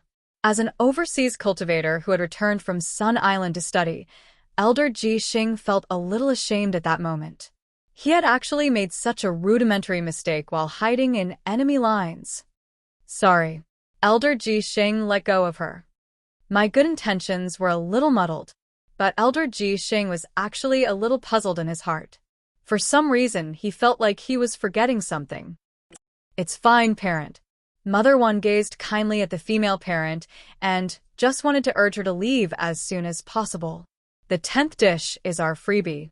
I'll help you pack it up and take it back. The parents from before have already brought some back." "Is that so? All right." In order not to be exposed, Elder Ji Xing could only go along with Mother One's words and agree. The truth was that at that moment, even Mother One herself was extremely nervous. She was a little worried that this female parent would notice something. But in fact, she was worrying too much. Mother One had underestimated the amnesia side effect of her previous dishes. The reason why Mother One wanted the female parent to pack up this fried meatball to take away was in fact a delaying tactic. Mother One thought that this female parent's realm was so high that she would probably be able to digest all the food she had eaten on the way home. If that was the case, she wouldn't have to worry about any side effects from eating this crispy chrysalis ball. And so, 10 minutes later, Old Li and Mother One stood at the entrance of number 60 High School on Qingyun Road, sending the bewildered Elder Ji Xing off with kind expressions on their faces. "Mother One, take care, female parent."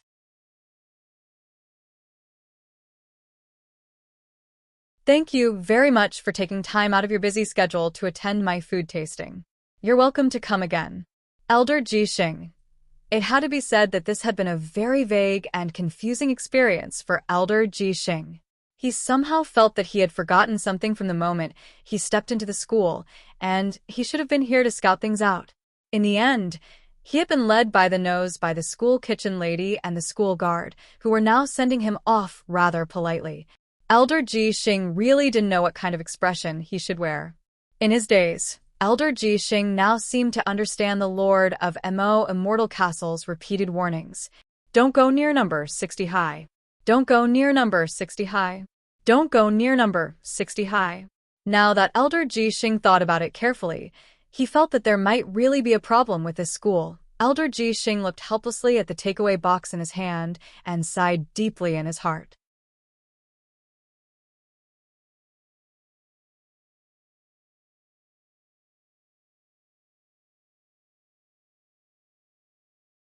Chapter 6:59. It was still July 23rd on Sunday in the 13th week of the semester. It was also the night before the Demon Hunters Association officially launched their revenge plan against Number 60 High. After Elder Ji Xing finished checking out the location, he returned to the secret base which the Demon Hunters Association had set up temporarily with a takeaway box. It was in a mountain forest to the north of Songhai City Center. Using the excuse of a corporate picnic, the contact person in the organization had spent some money to book this place. After confirming that all the teachers and students of Number 60 High had arrived for the first class the next morning, President Bai's Wuji umbrella barrier would envelop Number 60 High and separate the space. The moment Number 60 High disappeared from the map, it would be time for their show. Elder Ji Xing paused for a moment at the entrance to the mountain forest with the takeaway box in hand. He could already sense the auras of the ninja experts whom he had temporarily invited over from Sun Island. President Bai had ordered them to raise Number 60 High to the ground in their revenge plan this time. But this was far from enough. It would be too merciful to just let those teachers and students die in retaliation. This wasn't the Demon Hunters Association style at all. Thus, Elder Ji Xing had specially invited his fellow students who had studied ninjutsu with him on Sun Island for this revenge plan this time. These people were both cultivators of ninjutsu and magic, and each of them was a rare talent. Elder Ji Xing and his fellow students would carry out this revenge plan together. What he wanted to show the teachers and students of Number 60 High wasn't just the despair of death, but the terror of being powerless to struggle before death. Elder Ji Xing decided to use the cruelest and most inhumane method to take revenge on the teachers and students of Number 60 High in a comprehensive manner, both mentally and physically. Elder Ji Xing even wondered if he should deliberately leave a few people alive. After witnessing their classmates and teachers die one by one in front of their eyes, the mental pressure these people would suffer would definitely be even greater. After all, there were times when living was more painful than dying. As he thought this, the corners of Elder Ji Xing's mouth couldn't help curling up slightly as he imagined all kinds of evil plans. As soon as the first class at Number 60 High started tomorrow morning, they would be able to do whatever they wanted. The temporary base camp was set up in the forest.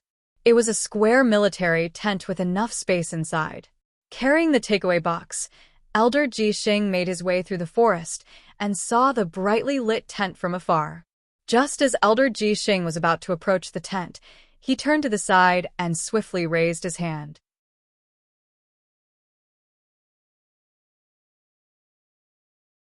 He raised his fingers and caught a transparent poisonous needle flying toward him in the dark between his fingertips. Elder Ji Xing didn't even bother to look and just quietly said, "Come out, Nank Sauce." There was a movement in the bushes behind them, and a child in ghillie garb emerged from the bushes. It was a young boy about 10 years old. He looked a little black-bellied and had a puzzled expression on his face. As expected of Sonoko. "When did you discover me?" Nan Ke frowned and asked. "I noticed you before we entered the forest. Your ability to hide your aura is getting better and better. Outsiders definitely won't be able to find you, but I can," Elder Ji Xing replied. Although this Zheng Tai looked like he was only 10 years old, and even his voice was that of a child, in fact, his cultivation was already very profound. This wasn't a deliberate disguise, nor was it some kind of magic transformation. Instead, it was caused by a highly poisonous fruit which he had inadvertently eaten when he was young. It had caused his body to shrink, and he was unable to grow up again, just like a living Mount Heaven maiden. Although he looked like a child during his time on Sun Island, this Nanka's overall grades had been among the best in his class. His most common trick was this transparent poisonous needle called the half-step smiling needle, which he had just caught. After being hit by it, the victim would laugh wildly several times before collapsing as if they were drunk. Furthermore, this needle was so poisonous that it was effective even on itinerant immortals. "Nank Sauce, nice to meet you." Looking at this Zheng Tai, Elder Ji Xing raised an eyebrow. "Didn't Mao Li-chan come with you?" The Mao Li-chan that Elder Ji Xing was talking about was in fact this Zheng Tai's partner. The two of them often appeared as father and son in gray to carry out all kinds of infiltration work, and were practically inseparable. Working together over the years on Sun Island, Mao Li-chan had already been successfully packaged as a famous detective and was active in every corner of Sun Island. Furthermore, after this father and son duo assassinated their targets, they would often use their reasoning skills to frame innocent people. It could be said that their cover was truly flawless. No one would believe that Mao Li-chan's true identity was actually a member of the Demon Hunters Association who cultivated both ninjutsu and ninjutsu. Mao Li has something to do and can't come, Nanku replied, then walked in the direction of the tent. He has a family on Sun Island. Soniko should know about this, right? Nank replied, then walked towards the tent. Of course I know.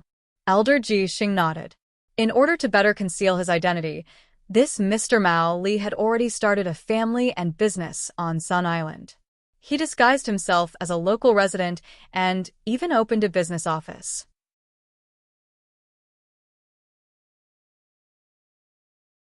This was already no longer a secret in the Demon Hunters Association, and the members who had been sent to Sun Island for research back then all knew about it. Mao Li-chan's daughter is about to take the college entrance examination, so I'm taking part in this operation, Nanku replied. Daughter is going to take the college entrance examination. Elder Ji Xing was blank at this answer. Is Mao Li-chan's studies that outstanding? The truth was that it was all thanks to this Nanku that Mao Li-chan had been able to become a famous detective all these years. As a living heavenly mountain Tonglao, Nanku had a very high IQ. Of course he's not good at studying, but he can help his daughter eliminate the wrong answers, Nanku said. Elder Ji Xing.